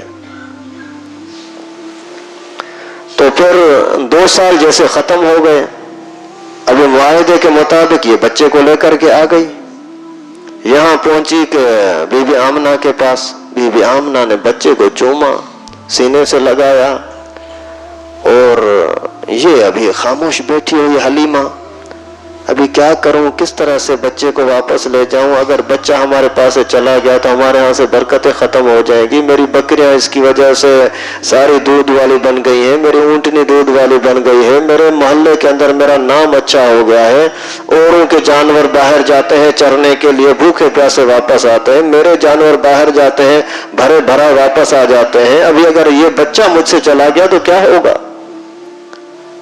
ابھی آنکھوں میں آنسو بھرے ہوئے ہیں، بول بھی نہیں سکتی، ایسا پیارا بچہ، جب یہ اجنبی حلیمہ اس کو چھوڑنے کے لیے تیار نہیں ہے تو اپنی سکی اماں آمنہ کیسے چھوڑے گی؟ آخر کہتی ہے کہ آمنہ بچہ مجھے دے دو، 1-2 سال کے لیے اور بھی لے جاؤں۔ سیدہ آمنہ نے فرمایا نہیں، یہ کیسے ہو سکتا ہے؟ آمنہ پتا ہے ایک بات کا، میں نے سنا ہے یہاں کوئی وبا چل رہی ہے، بیماری چل رہی ہے، بچوں کو بیماری لگ رہی ہے۔ ہاں یہ تو میں نے بھی سنا ہے، تو مجھے دے دے بچہ، وہاں لے جاؤ، وہاں حالات صحیح ہے، ٹھیک ہے لے جاؤ بھلا۔ پھر لے گئی۔ ابھی پیغمبر کریم صلی اللہ علیہ وسلم 3 سال سے تھوڑے بڑے ہوئے تو پھر اپنی اماں سے کہا، یہ رضائی اماں حلیمہ، ان سے فرمایا کہ اماں میرا بھائی جو ہے نا عبداللہ یہ کہاں چلا جاتا ہے؟ صبح کو تھوڑا سا سورج اوپر آتا ہے یہ کہیں چلا جاتا ہے۔ بچہ وہ بکرے چرانے کے لیے جاتا ہے۔ اچھا میری بہن شیما تیری بیٹی وہ کہاں جاتی ہے؟ وہ بھی اس کے ساتھ جاتی ہے نا۔ اماں پھر میں بھی جاؤں؟ نہیں نہیں بچہ نہیں، تو قریش خاندان کا ہے، وہ مجھے مار دیں گے یا تجھ کو مجھ سے چھین لیں گے۔ نہیں نہیں امی میں جاتا ہوں۔ خیر اس طرح سے بچہ اماں کو بول رہا اماں مجھے چھوڑو، اماں بول رہی نہیں، ابھی پیغمبر کریم کو ناراض بھی نہیں کر سکتی، خود ہی اس کو لے کر کے ایک مرتبہ لے گئی۔ سمجھ گئی کہ ابھی یہ بچہ ان کے ساتھ رائل مائل ہے۔ ابھی روزانہ پیغمبر کریم صلی اللہ علیہ وسلم وہاں جانے لگا بھائیوں کے ساتھ، بہن شیما کے ساتھ اور بھائی کا نام عبداللہ تھا ان کے ساتھ۔ کچھ دنوں کے بعد یہ عبداللہ بھاگتا بھاگتا ہامتا اماں اماں کیا ہوا؟ بھائی محمد کو کسی نے مار دیا۔ کیا ہوا؟ خیر تو ہے؟ اماں میں نے دیکھا وہاں دو بندے نئے نئے کپڑوں کے سفید کپڑوں کے ساتھ تھے، اوپر سے جیسے اترے اس کو پکڑا، اس کو لٹا کر کے اور اس کے جسم کو چیرا، سینے کو چیرا۔ مجھ سے تو برداشت نہیں ہوا تھا، میں بھاگا ہوں تیرے پاس، ابھی خود جا کر کے دیکھو کیا ہے۔ بی بی حلیمہ اور اس کا شوہر دونوں بھاگے۔ جیسے ہی پہنچے تو اللہ کے نبی صلی اللہ علیہ وسلم کھڑے ہوئے ہیں، چل رہے ہیں، لیکن چہرے انور کے اوپر کچھ نہ کچھ یعنی خوف سا محسوس ہو رہا ہے۔ بچہ محمد کیا ہوا؟ بتا دو صحیح بیٹا کیا ہوا؟ اماں اماں کوئی مسئلہ نہیں ہے، ایک دو بندے آئے تھے، حضرت جبرائیل اور میکائیل، دو فرشتے اللہ نے بھیجے تھے، اور وہ جنت کے برتن لے آئے تھے، جنت کے برتن لے آئے تھے، زمزم کا پانی لے آئے تھے، اور جنت کے ہی کوئی کاٹنے کا آلہ لے آئے تھے، اور پیغمبر کریم صلی اللہ علیہ وسلم کو سلایا بڑے پیار محبت کے ساتھ، کوئی تکلیف نہیں ہو رہی، کوئی چیخنا چلانا نہیں، بڑی محبت کے ساتھ اس کے سینے کو چیر کر کے اور دل کو نکال کر کے اسی جنت کے برتن میں رکھا، اور اسی زمزم کے پانی سے اس کو دھویا، دھو کر کے پھر اس کو واپس رکھا، واپس رکھا کر کے پھر سی لیا، سینے کے بعد چھوڑ دیا۔ اسی ٹائم پر کوئی نہ زخم باقی رہا نہ ہی کوئی تکلیف باقی رہی۔ تو حضرت پیغمبر کریم صلی اللہ علیہ وسلم نے فرمایا اماں امی حلیمہ یہ دیکھو آئے تھے، ایسا ایسا کیا، یہ دیکھو اماں نشانات بھی ہیں کاٹنے کے، لیکن مجھے کوئی تکلیف نہیں ہے۔ یہ حیران ہو گئے ابھی کیا ہوگا۔ جلدی سے بچے کو اٹھایا اور اپنے پاس لے آئی گھر میں، ابھی کیا کریں؟ تو اس زمانے کا ماحول تھا جیسے آج کل لوگ پھنستے ہیں تو پھر علماء کے پاس جاتے ہیں معلومات لینے کے لیے، کیا ہو رہا ہے کیا کرنا چاہیے۔ تو وہ چلی گئی دونوں میاں بیوی، جا کر کے ایک نجومی تھا اس کے پاس چلے گئے کہ اس کے ساتھ بات چیت کریں، حال حوال کریں کہ یہ کیا ہو رہا ہے۔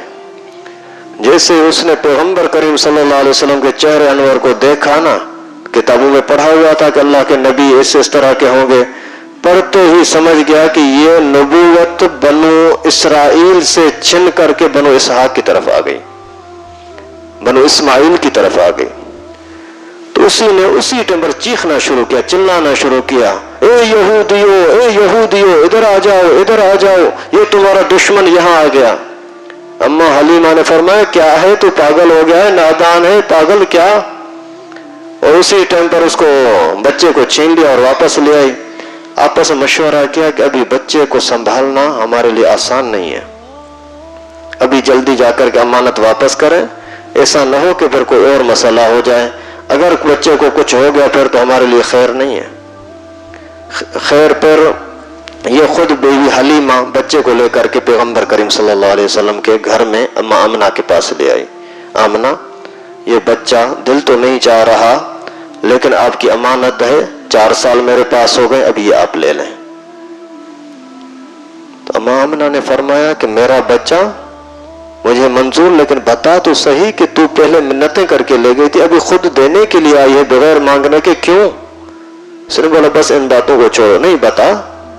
پھر اس نے یہ پورا قصہ بتایا تو فرمایا کہ یہ بچہ جب میرے پیٹ میں تھا نا، اس وقت میں ہی مجھے غیبی آوازیں آ رہی تھی کہ تیرے بچے کے دشمن تو زیادہ ہوں گے لیکن کوئی اس کو نقصان نہیں دے سکے گا۔ اور पैगंबर करीम सल्लल्लाहु अलैहि वसल्लम का नाम ही रखा गया मोहम्मद।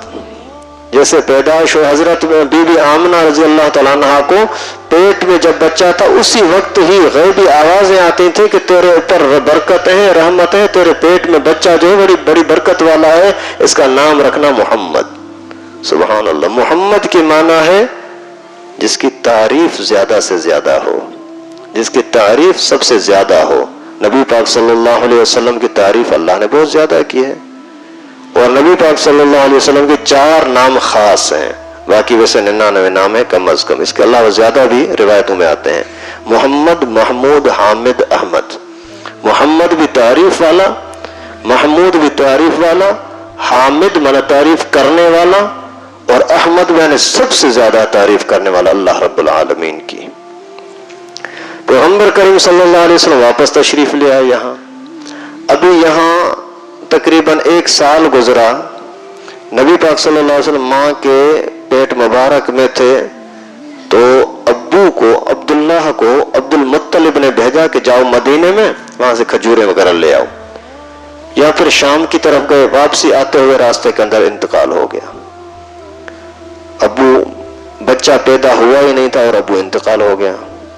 और फिर उसके बाद अम्मी जैसे ही 5 साल के से थोड़ा सा आगे बढ़े, 6ठे साल में आए रसूलुल्लाह सल्लल्लाहु अलैहि वसल्लम, तो अम्मी ने बोला कि बेटा मोहम्मद चलते हैं मदीने, ये मक्के में रह रहे हैं, चलते हैं मदीने, आपके अब्बू की कब्र पर भी चलते हैं, और वहां जो हमारे खानदान के रिश्तेदार लोग हैं उनके पास भी मुलाकात करके आते हैं। चले गए वहां जैसे मदीने में पहुंचे तो मदीने के इर्द गिर्द में हर तरफ यहूदी थे। जैसे ही वहां पता लगा कि एक खूबसूरत बच्चा आया है तो सारे यहूदी देखने के लिए आ गए, और जैसे देखता उनका कोई मुल्ला मौलवी कोई इल्मी आदमी देखता तो बोलता ये है इस नबी का, इस उम्मत का नबी और इस जमाने का नबी यही है। इस तरह से फिर दुश्मन किसी तरीके से मारने की भी प्लानिंग करते। तो बीबी आमना को खौफ हुआ कि यहाँ रहना अच्छा नहीं है। फिर किसी खैर खां ने आकर के मशवरा दिया कि यहाँ से जल्दी वापस चले जाएं। तो बीबी आमना अपने बच्चे को लेकर के, और उम्मे ऐमन औरत उनके साथ थी, अब्दुल मुत्तलिब, ये 4 बंदे टोटल, अब्दुल मुत्तलिब और बीबी आमना, उम्मे ऐमन और रसूलुल्लाह सल्लल्लाहु अलैहि वसल्लम। ये फिर वापस आने लगे।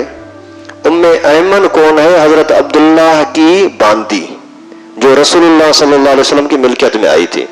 हजरत अब्दुल्लाह ने जब वफात पाई थी तो कुछ ऊंट कुछ बकरियां और ये उम्मे ऐमन मीरास के अंदर वर्षे में छोड़ी थी, और ये फिर रसूलुल्लाह सल्लल्लाहु अलैहि वसल्लम को मिले थे। फिर पैगंबर करीम सल्लल्लाहु अलैहि वसल्लम ने उम्मे ऐमन को आजाद करके और निकाह करा दिया था। मैं जब तक पानी पियो आप दुरूद शरीफ पढ़ लें।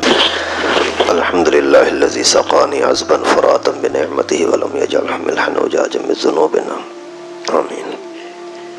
अल्लाहुम्मा सल्लि व सल्लिम अला सय्यिदिल अंबिया वल मुरसलीन व अला आलिहि व अस्हाबिही अजमईन। तो ये जैसे वापस आ रहे थे अबवा, मदीना से थोड़ा सा बाहर निकले तो एक जगह का नाम है अबवा, वहां सैयदा आमिना रजी अल्लाह तआला अन्हा का भी इंतकाल हो गया। अब्बू पहले से चले गए, अम्मी भी चली गई। अभी उस अम्मी का बस अल्लाह ताला का निज़ाम था, बड़ी हिकमतें हैं इसके अंदर। उलमा ने लिखा है कि बड़ी हिकमत ये थी कि शायद कभी भी कोई ये बोल दे कि अब्दुल्लाह बड़ा होशियार था, उसने इसकी इस तरह की तरबियत की। शायद कोई बोलेगा कि आमना बड़ी माहिर थी, उसने इसकी तरबियत की है। अल्लाह ताला ने अम्मा का साया भी ले लिया तो अब्बा का साया भी ले लिया, ताकि दुनिया को सबक मिले कि ये वाकई नबी उम्मी है और इसकी तरबियत करने वाला सिर्फ अल्लाह, बस किसी और की तरफ निस्बत करने की गुंजाइश ही नहीं है। फिर जैसे ही वापस आए तो फिर हजरत अब्दुल मुत्तलिब ने अपनी परवरिश में ले लिया। हजरत अब्दुल मुत्तलिब के साथ जैसे रहने लगे तो और भी बेटे थे, ये तो पोता था, 10 तो बेटे थे अपने, 6 बेटियां थीं। और हजरत अब्दुल मुत्तलिब बड़े शान व शौकत वाला बंदा, रोब ताब वाला, तो उसके लिए काबतुल्लाह के सहन में बाकायदा एक قالین بچھائی جاتی تھی جس کے اوپر آ کر کے بیٹھتے تھے، اور کسی بھی بندے کو اسی قالین پر بیٹھنے کی اجازت نہیں ہوتی تھی، سارے ادھر ادھر بیٹھتے تھے، اور حضرت عبد المطلب کے لیے ایک ہی جگہ ہوتی تھی۔ پیغمبر کریم صلی اللہ علیہ وسلم جیسے آتے تو اس کی جگہ پر آ کر کے بیٹھ جاتے، تو لوگوں نے اس کو بولا، اے محمد بات سے ادھر نہ بیٹھ، بڑے بڑے سردار نہیں بیٹھتے تو ادھر بیٹھتا ہے۔ پیغمبر کریم ان کی بات سنتا ہی نہیں۔ تو عبد المطلب کو کسی نے بولا کہ بچے کو سائڈ پہ کرو، اس کو کیوں یہاں بٹھاتے ہو، اور بھی تو بچے ہیں۔ تو عبد المطلب نے بولا کہ یہ بچہ بڑے شان والا ہے، اس کی پیدائش سے پہلے ہی ہم نے اس کی برکتیں دیکھی ہیں، میرے اندر ہمت نہیں ہے کہ میں اس کو بولوں کہ یہاں نہ بیٹھ وہاں بیٹھ، جب میں آؤں گا یہ اگر میری جگہ پر بیٹھا ہوگا میں سائڈ پر بیٹھ جاؤں گا، لیکن اس کو میں اپنی جگہ سے اٹھاؤں گا نہیں۔ 8 سال تک، یعنی 6 سال کے اندر امی فوت ہو گئی، 8ویں سال کے اندر عبد المطلب کے جیسے ہی موت کے آثار نظر آئے، بیٹوں کو بلایا، عباس بھی آیا، حمزہ بھی آیا، اور ابو طالب بھی آیا، اور بھی آ گئے۔ پیغمبر کریم صلی اللہ علیہ وسلم کے بارے میں پوچھا کہ یہ محمد کس کے حوالے کروں، کس کی پرورش میں کروں؟ سب نے بولا ہمیں دے دو، ہمیں دے دو۔ تو عبد المطلب نے بولا کہ نہیں، تیری طبیعت سخت ہے، تو میرے بچے کو سنبھالے گا نہیں، مجھے دے دے۔ نہیں، تو گھر میں ہوتا ہی نہیں، اس کو سنبھالے گا کون؟ تو ابو طالب نے بولا کہ مجھے دے دے۔ عبد المطلب نے بولا ٹھیک ہے یہ آپ کے حوالے، لیکن میری امانت کی قدر کرنا۔ میرا چھوٹا بیٹا تھا عبداللہ، میرا محبوب پیارا بیٹا تھا عبداللہ، جو ذبح کے لیے تیار ہو رہا تھا عبداللہ، اسی کا بیٹا ہے، مجھے اپنے بیٹوں سے زیادہ محبوب ہے، اگر اس کی قدر کرے تو میں تیرے حوالے کروں۔ اس نے بولا سر آنکھوں پر۔ پھر عبد المطلب نے پیغمبر کریم صلی اللہ علیہ وسلم کو ابو طالب کے حوالے کیا، پھر دنیا سے خود بھی تشریف لے گئے، اور وہ وہاں مکہ مکرمہ کے اندر ہی اسی کی قبر ہے عبد المطلب کی۔ پھر کچھ عرصے تک، تقریباً 10 سال کی عمر ہوئی تو پیغمبر کریم صلی اللہ علیہ وسلم نے ابو طالب سے بولا کہ چاچا میں بھی بکریاں وغیرہ چرا ہوں ادھر ادھر۔ پہلے تو منع کیا، پھر ماحول کے حساب سے بولا ٹھیک ہے بھلے جاؤ۔ اتنے پر کچھ اور بھی واقعات سامنے آئے، مثلا یہ کہ کوئی ہم عمر لڑکے بولتے کہ آج ادھر چلتے ہیں، کوئی کھیل تماشا ہے، کوئی مارکیٹ میں چلتے ہیں، ادھر چلتے ہیں۔ اللہ کے نبی صلی اللہ علیہ وسلم وہاں جاتے ہی نہیں، اگر وہ اصرار کرتے تو اللہ کی قدرت پیغمبر کریم کو نیند لگ جاتی۔ ایک مرتبہ ایسا بھی ہوا کہ کوئی فنکشن تھا، اسی فنکشن کے اندر بہت اصرار کر کے لوگ لے گئے، پیغمبر کریم صلی اللہ علیہ وسلم پہلے تو جا نہیں رہے تھے، لیکن جیسے گئے وہاں پہنچے تو نیند آ گئی، وہ سوئے رہے، جب پورا پروگرام ان کا فنکشن ختم ہو گیا پھر آنکھ کھلی، وہ بولا یار آج مزہ آ گیا۔ بولا کیا تھا؟ بولا یہ دیکھا نہیں؟ بولا نہیں میں نے تو کچھ نہیں دیکھا یار، ہم نے تجھے بہت جگایا تھا لیکن تو سویا ہوا تھا، جاگ نہیں رہا تھا۔ اللہ تعالیٰ نے رسول اللہ صلی اللہ علیہ وسلم کے کانوں کو بھی ساز گانے سے پاک رکھا، اور یہاں تک اللہ کے نبی نے فرمایا انما بعثت لکسر المزامیر، مجھے تو اللہ تعالیٰ نے ساز گانے کو توڑنے کے لیے بھیجا ہے، اور امت کہتی ہے کہ نہیں ساز گانے کے بغیر تو ہمارا گزران نہیں ہوتا۔ مسجد کے اندر آتے ہیں اور موبائل بج رہا ہے، گانا بج رہا ہے، ان کو احساس نہیں ہے، ایسی امت، استغفر اللہ۔ اللہ کے نبی صلی اللہ علیہ وسلم کی عمر ہوئی 12 سال، تو ابو طالب نے بولا کہ میں جا رہا ہوں شام سفر کے لیے، کاروبار کے لیے۔ پیغمبر کریم نے فرمایا میں بھی ساتھ چلوں؟ ابو طالب نے بولا نہیں بچہ وہاں دور ہے، سفر مشکل ہے، سفر تو عذاب کا ٹکڑا ہے، آپ کیسے چلو گے؟ نہیں چاچا میں چلوں گا، میں یہاں کس کے پاس مجھے چھوڑ رہے ہو؟ ابھی ابو طالب پریشان ہو گیا، میرے جگر کا ٹکڑا، اس کو چھوڑنا بھی گوارا نہیں، ساتھ لے جانا بھی گوارا نہیں۔ آخر روایتوں میں آتا ہے کہ پیغمبر کریم صلی اللہ علیہ وسلم 12 سال کا بچہ چچا کے ساتھ چمٹ گیا، چچا میں چلوں گا، بس میں چلوں گا۔ ٹھیک ہے بھائی چلو۔ ابو طالب نے پیغمبر کریم صلی اللہ علیہ وسلم کو ساتھ لیا، پھر چلتے چلتے جا کر کے ابوا سے ہوتے مدینہ سے ہوتے ہوئے آگے بصرہ جا کر کے پہنچے. ایک بصرہ ہے وہ الگ ہے، وہ عراق میں ہے. ایک بصرہ ہے وہ پھر یہاں شام کے قریب ہے. یہ بصرہ کی بات ہے. بصرہ میں جیسے پہنچے تو وہاں ایک عیسائی پادری تھا. وہ کبھی کسی کے ساتھ ہاتھ نہیں ملاتا تھا، اپنے اسی گرجا گھر سے باہر نکلتا نہیں تھا. اسی کو کسی طریقے سے محسوس ہو گیا کہ یہاں اللہ کے نبی آ رہے ہیں. تو اپنے اسی گرجا کی کھڑکیوں سے دیکھا ایک قافلہ آ رہا ہے، اور اسی قافلے کے اندر دیکھا کہ درخت اپنی جگہ پر کھڑے ہوئے ہیں، لیکن اگر قافلہ جا رہا ہے تو درخت بھی جھک رہا ہے، کبھی ادھر ہو رہا ہے کبھی ادھر ہو رہا ہے. اور کتابوں میں بھی سارا کچھ پڑھا ہوا تھا. جیسے ہی قافلہ قریب پہنچا تو خود باہر نکل آیا. او قافلے والوں رکو رکو. کیا ہوا بھائی؟ آج میں آپ کی دعوت کروں گا. خیر تو ہے، تو ہمیں سلام نہیں کرتا، ہاتھ نہیں ملاتا، آج دعوت کرے گا. ہاں ہاں رکو، دعوت ہے. اور بے حد پر تکلف دعوت کی، اور بولا جتنے لوگ ہیں سارے آ جائیں دعوت کے لیے. اور سارے گئے، اور پیغمبر کریم صلی اللہ علیہ وسلم کو فرمایا آپ بھلے یہاں سامان کی نگرانی کرو. وہ جیسے کھانے پر آ گئے، یہ پادری جو تھا بحیرہ راہب، وہ ادھر ادھر دیکھ رہا ہے، ہر ایک کے اندر گھور رہا ہے. بھائی یہ کیا ہے؟ کسی کو باقی پیچھے رکھا ہے کیا؟ رہ گیا ہے کیا؟ بولا نہیں کوئی نہیں، ایسا نہیں ہو سکتا، کوئی نہ کوئی پیچھے رہ گیا ہے. بولا ہاں ایک بچہ ہے چھوٹا. بولا اسی بچے کے لیے تو سارا کچھ کیا ہے، تمہیں کوئی لفٹ کراتا ہے کیا؟ تو بچہ کو پھر لے آئے.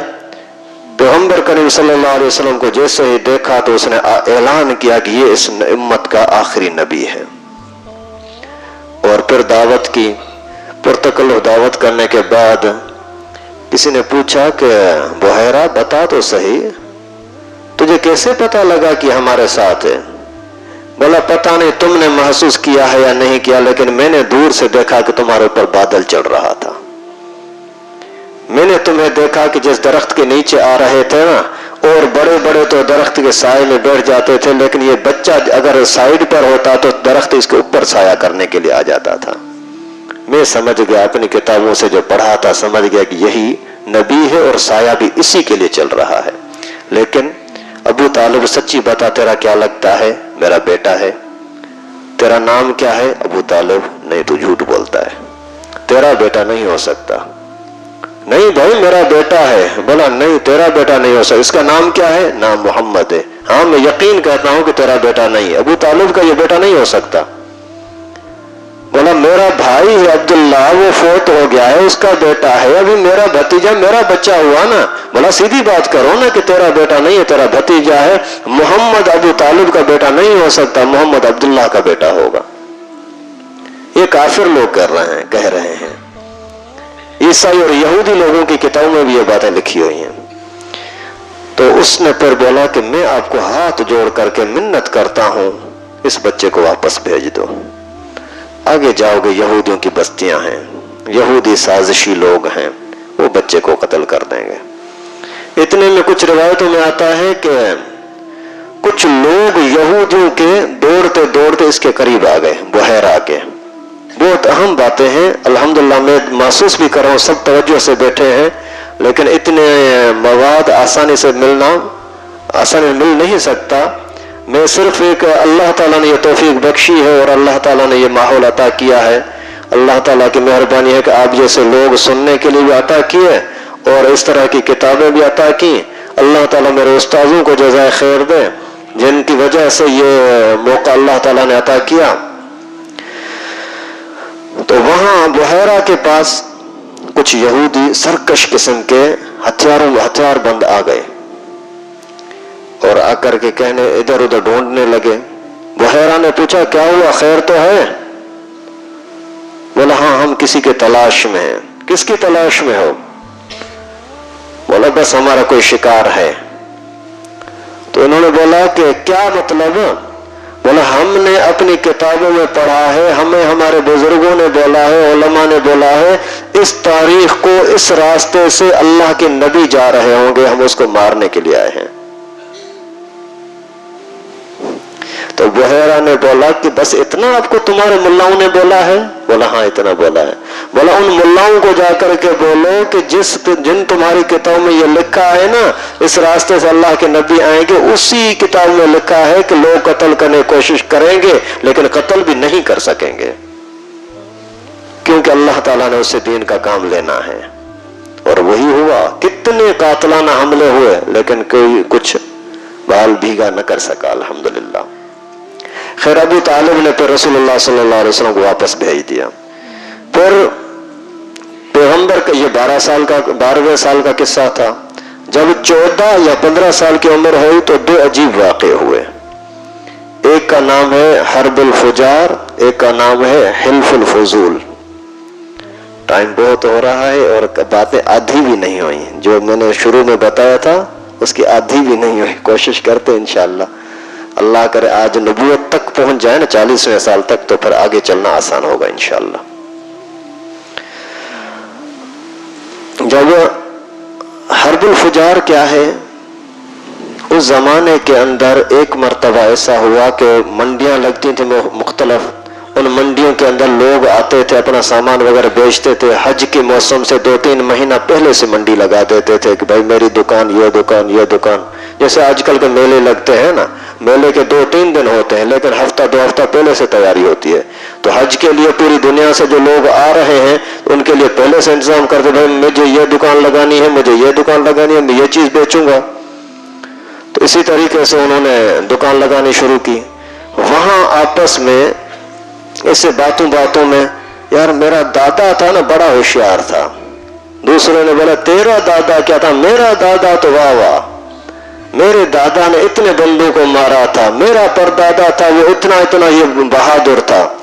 اس نے بولا نہیں تیرے دادا سے میرا دادا بڑا تھا۔ اس پر جھگڑا شروع ہو گیا، ایسا جھگڑا ہوا، ایک دوسرے کے اندر لڑائی شروع، اور لڑائی بھی حرم کے مہینے کے اندر، حرم کے اندر جو محترم مہینے ہیں ان کے اندر، ذوالحج میں اور کعبۃ اللہ کے قریب۔ تو اس فجار کی نام ہے برائی، گندگی، خراب چیز، تو یعنی گندگی کی برائی والی جنگ شروع ہو گئی۔ تو اسی کے اندر مختلف قبیلے ایک دوسرے سے مدد مانگتے تھے، بھائی میرا قبیلہ یہ ہے، تو بھی میرے ساتھ آ جا، تو بھی میرے ساتھ آ جا، ساتھ کام کرے نا۔ تو دوسروں نے بھی ایک دوسرے کو بلایا، تو سارے قبائل آپس میں ایک دوسرے کے ساتھ مل گئے۔ تو اسی جنگ کا نام ہے حرب الفجار۔ پیغمبر کریم صلی اللہ علیہ وسلم کو بھی اپنے قریش نے بولا کہ اب ہمارے ساتھ چلو۔ اللہ کے نبی صلی اللہ علیہ وسلم نے پہلے ہٹنے کی کوشش کی لیکن خاندانی رسم و رواج کے مطابق جانا تھا، لیکن لڑائی کے اندر حصہ نہیں لیا، شرکت کی لیکن لڑائی کے اندر حصہ نہیں لیا، تاکہ کہیں بھی کسی کو ناجائز مارنا، کسی پر حملہ کرنا تو جائز نہیں ہے۔ یہ حرب الفجار، اس کے اندر پیغمبر کریم کی شرکت ہوئی۔ دوسرا تھا حلف الفضول۔ حلف الفضول، فضول جمع ہے فضل کی، یعنی 3 فضل تھے، ایک فضل بن عبید اور اسی طرح سے فضل، تیسرا فضل، 3 ایسے بندے تھے جن میں فضل آ رہا تھا، فضل یا فضل، تو ان سی فضل کا جمع بنتا ہے فضول۔ تو فضول بندوں نے یعنی 3 فضل لوگوں نے مل کر کے ایک معاہدہ کیا تھا، پیغمبر کریم اسی معاہدے کے اندر شریک ہوئے تھے، اس وجہ سے اس کا نام ہے حلف الفضول، فضل لوگوں کا معاہدہ۔ وہ کس بات پر ہوا؟ اصل اس کا پس منظر یہ تھا کہ ایک مرتبہ ایک بندہ آیا باہر کا مسافر، یہاں آ کر کے کسی سے کوئی چیز بیچی اور وہ پیسے نہیں دے رہا تھا۔ اس نے بولا بھائی مجھے پیسے دو۔ بولا نہیں چھوڑو، تو کون ہوتا ہے، باہر کا آدمی، مسافر آدمی یہاں آ کر کے اپنے زور زبردستی چلاتا ہے۔ بھائی زور زبردستی نہیں ہے، مجھے میرا حق دے دے۔ اس نے اس کو ٹھکرا دیا، نہیں دیتا، جاہلیت تو تھی نا۔ آخر یہ مجبور ہو گیا، اس کے پاس کوئی بھی اس کی سن نہیں رہا۔ آخر پہاڑ کی چوٹی پر کھڑے ہو کر کے اشعار پڑھے اور اشعار کے اندر ان کی برائی بیان کی کہ ایسے ظالم کہیں ہوں گے، ایک مسافر کے اوپر احسان تو نہیں کر رہے لیکن اپنا حق بھی نہیں دے رہے۔ تو اتنے میں آپس میں مشورہ کر کے اور لوگوں نے ایک معاہدہ کیا. اس معاہدے کے اندر خاص جو پوائنٹ تھی نا وہ یہ تھی کہ کسی بھی ظالم کو ظلم کرنے نہیں دیں گے اور ہر مظلوم کا ساتھ دیں گے. پیغمبر کریم صلی اللہ علیہ وسلم نے بھی اس معاہدے کے اندر شرکت کی. اور جب پیغمبر کریم صلی اللہ علیہ وسلم کو نبوت ملی اور اعلان نبوت ہو گیا، مکہ مکرمہ کے اندر مدینہ منورہ میں حکومت ہو گئی، پھر بھی اللہ کے نبی صلی اللہ علیہ وسلم فرماتے تھے کہ میں نے حلف الفضول میں شرکت کی تھی، آج بھی اگر کوئی اس طرح کا معاہدہ کرے گا کسی کے ساتھ تو میں ان کے ساتھ شریک ہو جاؤں گا. کیونکہ کوئی بھی ایسا معاہدہ جس کے اندر لڑائی اور فساد ختم ہو، میں اسی کے ساتھ ہوں. اور عجیب بات بتاؤں، دارالعلوم دیوبند جب انڈیا میں بنا، اسی کے اندر سے پھر ایک جماعت بنی، جمعیت علماء، اور ان کا جو منشور ہے نا، اس منشور میں بھی بنیادی چیزیں یہی ہیں. پہلے نمبر پر اللہ کی عبادت، رسول اللہ کی اطاعت، ہر ظالم سے بغاوت، ہر مظلوم کی حمایت، اور بغیر فرق کے، بغیر تفریق کے پوری انسانیت کی خدمت. تو یہ وہی تھا جس کے بارے میں رسول اللہ صلی اللہ علیہ وسلم فرماتے ہیں کہ اگر آج بھی ایسا کوئی معاہدہ ہوتا ہے جس میں یہ بات ہو کہ ہر ظالم سے بغاوت کی جائے، ہر مظلوم کی حمایت کی جائے، تو میں اس کے ساتھ ہوں. اس کے بعد پھر کچھ سالوں کے بعد اللہ کے نبی صلی اللہ علیہ وسلم کی عمر تقریباً 24 سال گزرنے لگے، 25واں شروع ہونے والا تھا. تو حضرت سیدہ خدیجۃ الکبریٰ رضی اللہ تعالیٰ عنہ کے سامان کے ساتھ مزاربت کے طور پر پیغمبر کریم صلی اللہ علیہ وسلم شام کی طرف دوبارہ گئے. تو بی بی خدیجہ کا، خدیجہ یا خدیجہ دونوں لفظ ہیں، خدیجہ بولے تو بھی ٹھیک ہے، خدیجہ نام رکھے تو بھی ٹھیک ہے. لکھنے میں فرق نہیں آتا، پڑھنے میں فرق آتا ہے. وہاں بھی خا دال یا جیم ہا ہے، وہاں بھی وہی ہے. تو حضرت خدیجہ رضی اللہ تعالیٰ عنہ نے سوچا کہ میں اپنے سامان کے لیے لوگوں کو بھیجتی ہوں تو پیغمبر کریم کو بھیج دو. پیغمبر کریم ابو طالب سے مشورہ کیا، چچا تیرے مالی حالات کمزور ہیں، ایک میں کاروبار کروں، آپ کا بھی فائدہ ہوگا، میرا بھی فائدہ ہوگا، میرا بھی بوجھ جو تیرے اوپر ہے وہ بھی کم ہو جائے گا. ابو طالب نے بولا ٹھیک ہے. تو بی بی خدیجہ کا بہت سارا کاروبار چلتا تھا، اور ان کاروبار کے جو نگران تھے، ان نگرانوں میں سے سب سے جو بڑا تھا، جس کے لیے آج کل کی زبان میں جی ایم بولے، جنرل مینیجر، وہ میسرہ تھا. میسرہ اس کا نام تھا. تو میسرہ کو بولا کہ آپ ان کے ساتھ جاؤ اور کاروبار کرو جا کر کے. یہاں سے مکے کی چیزیں لے کر کے گئے، شام کی طرف بیچیں، پھر شام کی چیزیں لے کر کے واپس آئے. لوگوں نے ایک نفع لیا صرف جا کر کے بیچنے کا، اللہ کے نبی نے ڈبل نفع لیا بیچنے کا بھی، پھر واپس آ کر کے نئی چیزیں خرید کر کے لائے، پھر یہاں بیچی تو وہ نفع الگ ہو گیا. اسی سفر کے دوران ایک جگہ پر وہی بصرہ کے قریب ایک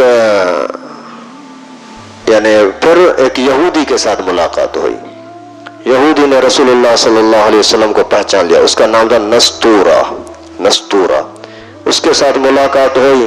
پھر اسی نے بھی اسی طرح کی باتیں کچھ کی کہ میں نے دور سے آپ کو پہچان لیا تھا اور بادل آپ کے اوپر چل رہا تھا اور آپ کے چہرے کے چمک سے میں نے سمجھ لیا کہ اللہ کے نبی ہیں. اور اسی طریقے سے خیر اللہ کے نبی صلی اللہ علیہ وسلم اسی سفر سے واپس تشریف لائے. تو بی بی خدیجۃ الکبریٰ گھر کے چھت پر بیٹھی ہوئی تھی اور باہر پیغمبر کریم صلی اللہ علیہ وسلم حساب کتاب کر رہے ہیں، آ رہے ہیں، پھر حساب کتاب کے لیے تشریف فرما ہوئے اور میسرہ دیکھ رہے ہیں. اور پھر اس نے دیکھا کہ پیغمبر کریم کے اوپر بادل چل رہا ہے، اس سے بھی خوش ہو گئی. پھر پیغمبر کریم کا انداز اس سے بھی بہت خوش ہو گئی. جیسے ہی سامان اترا تو میسرہ کو بولا، میسرہ بتاؤ تو صحیح کیا دیکھا. اس نے پورا وہی منظر بتایا کہ نبی پاک صلی اللہ علیہ وسلم کی برکتیں، ہر جگہ پر عزت، روب تاب، لوگوں کا پیغمبر کریم کے ساتھ محبت کرنا، اس طرح کے سارا منظر جو بتایا. تو بی بی خدیجہ کے ذہن میں آیا کہ کاش اس کے ساتھ میرا نکاح ہو جائے. پھر بی بی خدیجۃ الکبریٰ نے خود کسی واسطے سے پیغام بھیجا، اور وہ محلے کی عورت تھی جو اس طرح سے رشتے وغیرہ کراتی تھی، اس نے آ کر کے پیغمبر کریم سے ملاقات کی. آپ جوان ہو، شادی کا موڈ ہے، پیغمبر کریم نے فرمایا نہ میری ابا نہ میری اماں نہ میرا کوئی کاروبار، میرے ساتھ کون نکاح کرے گا، کون مجھے لڑکی دے گا؟ نہیں، آپ کو کیوں نہیں دیں گے؟ آپ کرنا چاہتے ہو، بولا انسانیت کے ناطے کون نہیں کرنا چاہتا؟ چلو بات آئی گئی، پھر کسی ٹائم پر آئی، خدیجہ کے بارے میں تیری کیا رائے ہے؟ اللہ کی بندی کیا بات کر رہی ہے؟ خدیجہ جیسی شان والی عورت، سارے مکے کے سرداروں نے اس کو پیغام بھیجا ہے نکاح کا، ان کے ساتھ نکاح نہیں ہوا، اور میرے بارے میں تو سوچ رہی ہے۔ نہیں چھوڑو ان باتوں کو۔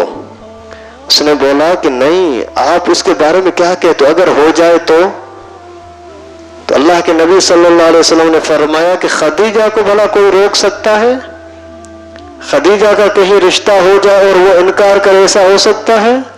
حسن و جمال دیکھو، مال ملکت دیکھو، شان عظمت دیکھو، اور خاندان دیکھو، خویلد کی بیٹی، اتنا عظمت والا اس کا شوہر، مکے کے اندر سب سے بڑا کاروبار اسی کا ہے، اس کو کون چھوڑے گا؟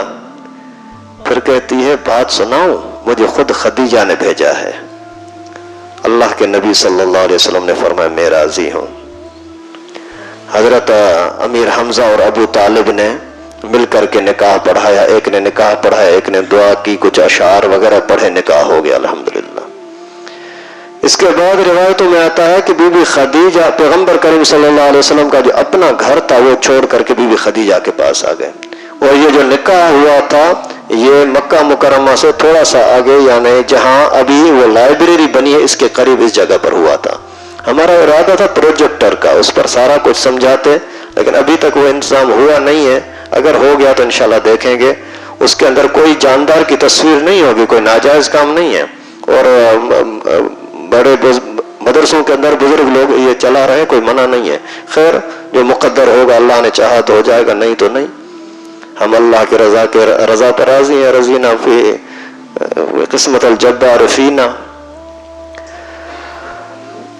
شادی ہو گئی، 25 سال پیغمبر کریم صلی اللہ علیہ وسلم کی عمر تھی شادی کے وقت، بی بی خدیجہ الکبریٰ کی عمر 40 سال تھی، یعنی 15 سال بی بی خدیجہ بڑی تھی، اور تقریباً 28 سال کی عمر ہوئی تو اللہ کے نبی صلی اللہ علیہ وسلم کو ایک بچہ ہوا۔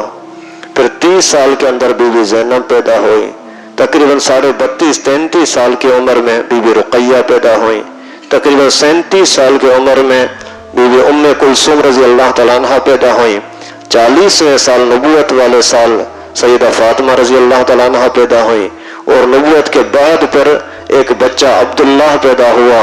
اسی عبداللہ کو طیب بھی کہتے ہیں، طاہر بھی کہتے ہیں، یعنی 4 بیٹیاں ہوئیں، زینب، رقیہ، ام کلثوم اور فاطمہ، اور 3 بیٹے ہیں، قاسم جو 28 سال کی عمر کے لگ بھگ پیدا ہوا، اور عبداللہ جو نبوت کے بعد پیدا ہوا، اور تیسرا ابراہیم جو ہجرت کے بعد پیدا ہوا تھا ماریہ قبطیہ رضی اللہ تعالیٰ عنہ سے۔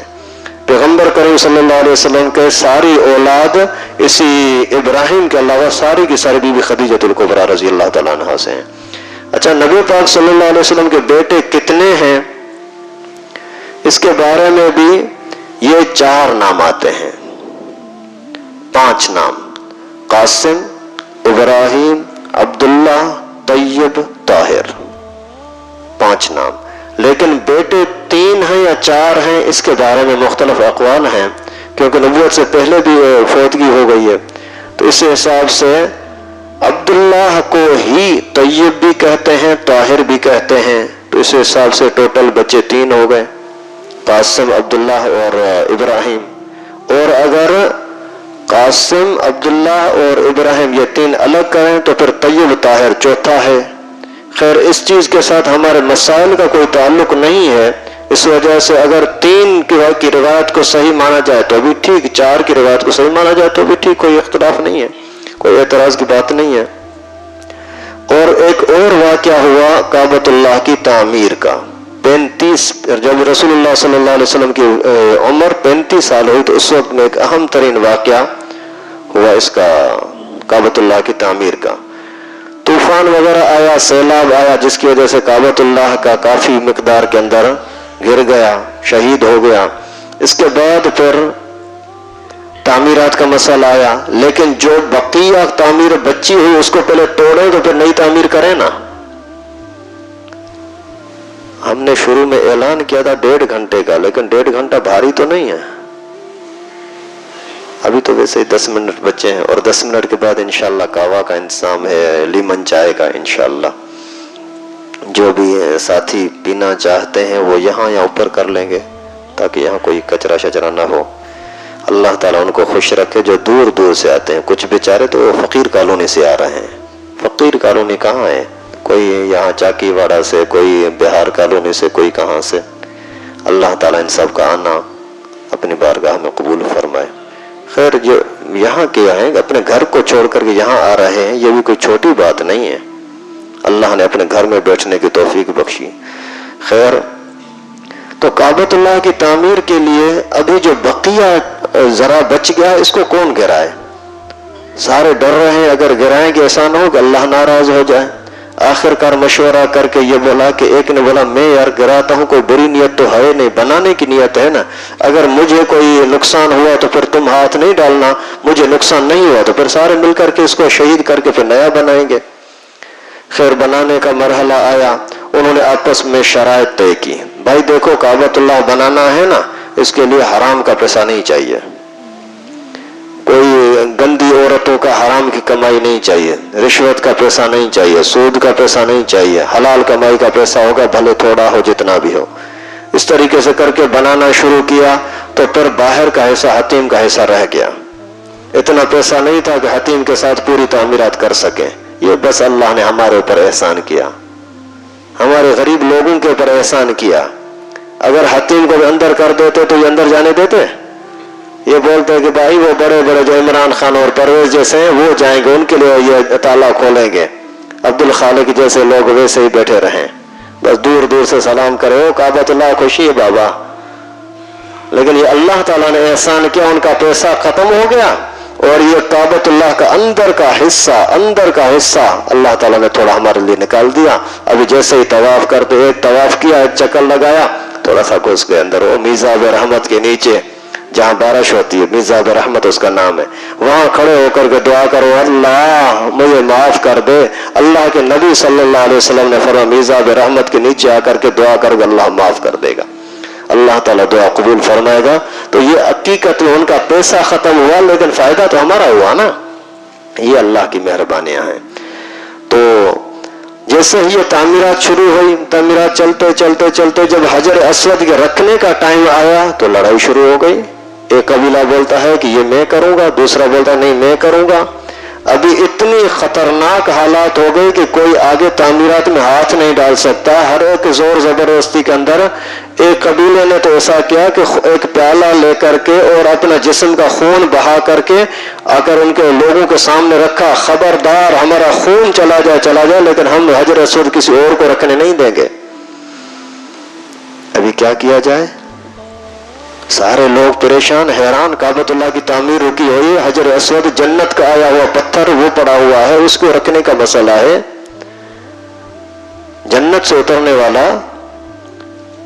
ابھی انہوں نے آپس میں مشورہ کیا، ایسا کرتے ہیں جو صبح کو سویرے سب سے پہلے یہاں کعبۃ اللہ میں آیا اسی کو بولیں گے وہی فیصلہ کرے، لیکن یہ بات کسی کو بتانا نہیں۔ بولا ٹھیک ہے، سب نے اتفاق کیا۔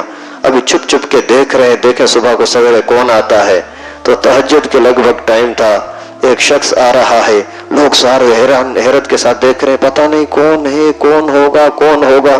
قریب آئے تو اللہ کے نبی صلی اللہ علیہ وسلم، ارے یہ تو محمد آ گیا۔ سب نے بولا کہ یہ تو صادق و امین ہے، یہ تو سچا ہے، اس کے اندر تو کوئی گڑبڑ ہے ہی نہیں، یہ تو کسی کی اس طرح کی یعنی خوشی کرنے اور ناخوشی کرنے کی بات ہے ہی نہیں اس کے اندر، صادق و امین۔ پیغمبر کریم کو بتایا کہ ہم نے یہ سوچا ہے۔ اللہ کے نبی نے فرمایا ٹھیک ہے، کوئی مسئلہ تھوڑی ہے، دن آنے دو۔ دن ہو گیا، سب کو بولا آ جاؤ، تعمیرات کا ٹائم ہو گیا۔ اپنی چادر اٹھا کر کے پیغمبر کریم نے نیچے رکھی، بھائی آ جاؤ، سارے آ جاؤ ادھر۔ سب نے آ کر کے چادر کو ہر طرف سے پکڑا، سب نے ہاتھ ڈالا اسی کے اندر۔ پیغمبر کریم صلی اللہ علیہ وسلم نے وہی حجر اسود اس چادر سے اٹھا کر کے اس جگہ پر رکھا، سارے خوش ہو گئے۔ کتنا بڑا جھگڑا، کتنا بڑا فساد اللہ کے نبی صلی اللہ علیہ وسلم کو 1 منٹ کے اندر حل کر دیا۔ اور काबत अल्लाह की तामीरात सबसे पहले हजरत आदम अलैहिस्सलाम ने की, इसके बाद फिर हजरत इब्राहीम अलैहिस्सलाम ने की। तीसरी मर्तबा जो ये तामीरात हुई ये कुरैश ने की, इसी वाक़े का तज़किरा जो अभी आपको बताया।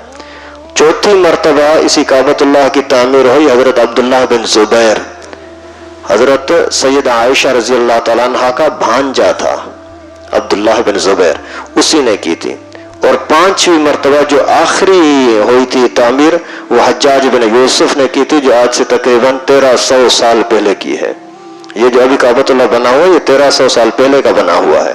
इसके बाद फिर हारून रशीद ने ख्वाहिश जाहिर की कि मैं तामीरात करूं, लेकिन उस जमाने का एक बहुत बड़ा आलिम, बहुत बड़ा वलीउल्लाह हजरत इमाम मालिक रहमहुल्लाह उसने मना किया कि नहीं ये खिलौना न बनाओ, वरना हर हाकिम आएगा, हर बादशाह आएगा, वो बोलेगा मैं तोड़ करके नया बनाता हूँ, फिर मैं तोड़ करके नया बनाता हूँ, जैसे आजकल के लोग मस्जिदों के साथ करते हैं। लाखों करोड़ों रुपया खर्चा करके मस्जिद बनाई है और नया बंदा आता है, यार मैं बनाना चाहता हूँ। अल्लाह के बंदे, पहले वाले ने जो बनाया उसका सवाब क्यों खराब कर रहे हो? कोई खराबी तो बताओ, कोई नुकसान तो बताओ, आखिर क्या मसला है? तो उसी ने इमाम मालिक रहमतुल्लाह ने फरमाया कि काबतुल्लाह को खिलौना मत बनाओ। अभी इंशाअल्लाह अज़ीज़ कल से नबूवत का सिलसिला शुरू होगा और वहां से आगे चलेंगे, फिर जहां तक अल्लाह ताला ने मुक़द्दर रखा बात होगी। अल्लाह रब्बुल आलमीन से दुआ है कि अल्लाह ताला अपनी बारगाह में हमारी ये मेहनत कबूल फरमाए। पहले सब साथी 2 मिनट तक दुरूद शरीफ पढ़ें सल्लल्लाहु अलैहि वसल्लम, या कोई भी दुरूद शरीफ पढ़ें, फिर दुआ करते हैं। अभी दुआ के बाद ये नाम अगर साथी अभी से लिखवा लें तो अच्छा है, लेकिन साथी बहुत ज़्यादा हैं, इस वजह से अगर टाइम ज़्यादा लगने का ख़तरा है तो फिर कल ही किसी भी टाइम पर मुझे लिखवा लें। मेरा इरादा तो ये था कि अभी प्रोग्राम के बाद मैं नाम भेज दूंगा। खैर 3 सफ़े इधर उधर तकसीम कर देते हैं, कोशिश करके सारे लिख दें। अगर कोई रह जाता है तो वो फिर भले बाद में कल मुझे बता दें इंशाअल्लाह। पहले दुआ करते हैं और मैं अपनी बहनों से, माऊँ बहनों से गुजारिश करता हूँ कि नाम लिख लिए हैं तो ठीक है, अगर नहीं लिख लिए तो नाम लिख लें। जिन बहनों का रोज़ाना आने का इरादा है वो तो ज़रूर लिखें, बाकी जो रोज़ाना नहीं आ सकते वो भले न लिखें, अच्छा है, क्योंकि ये फिर एक तरह की नाइंसाफ़ी हो जाएगी ना। ये उनको देनी है सनद जो पाबंदी के साथ आए।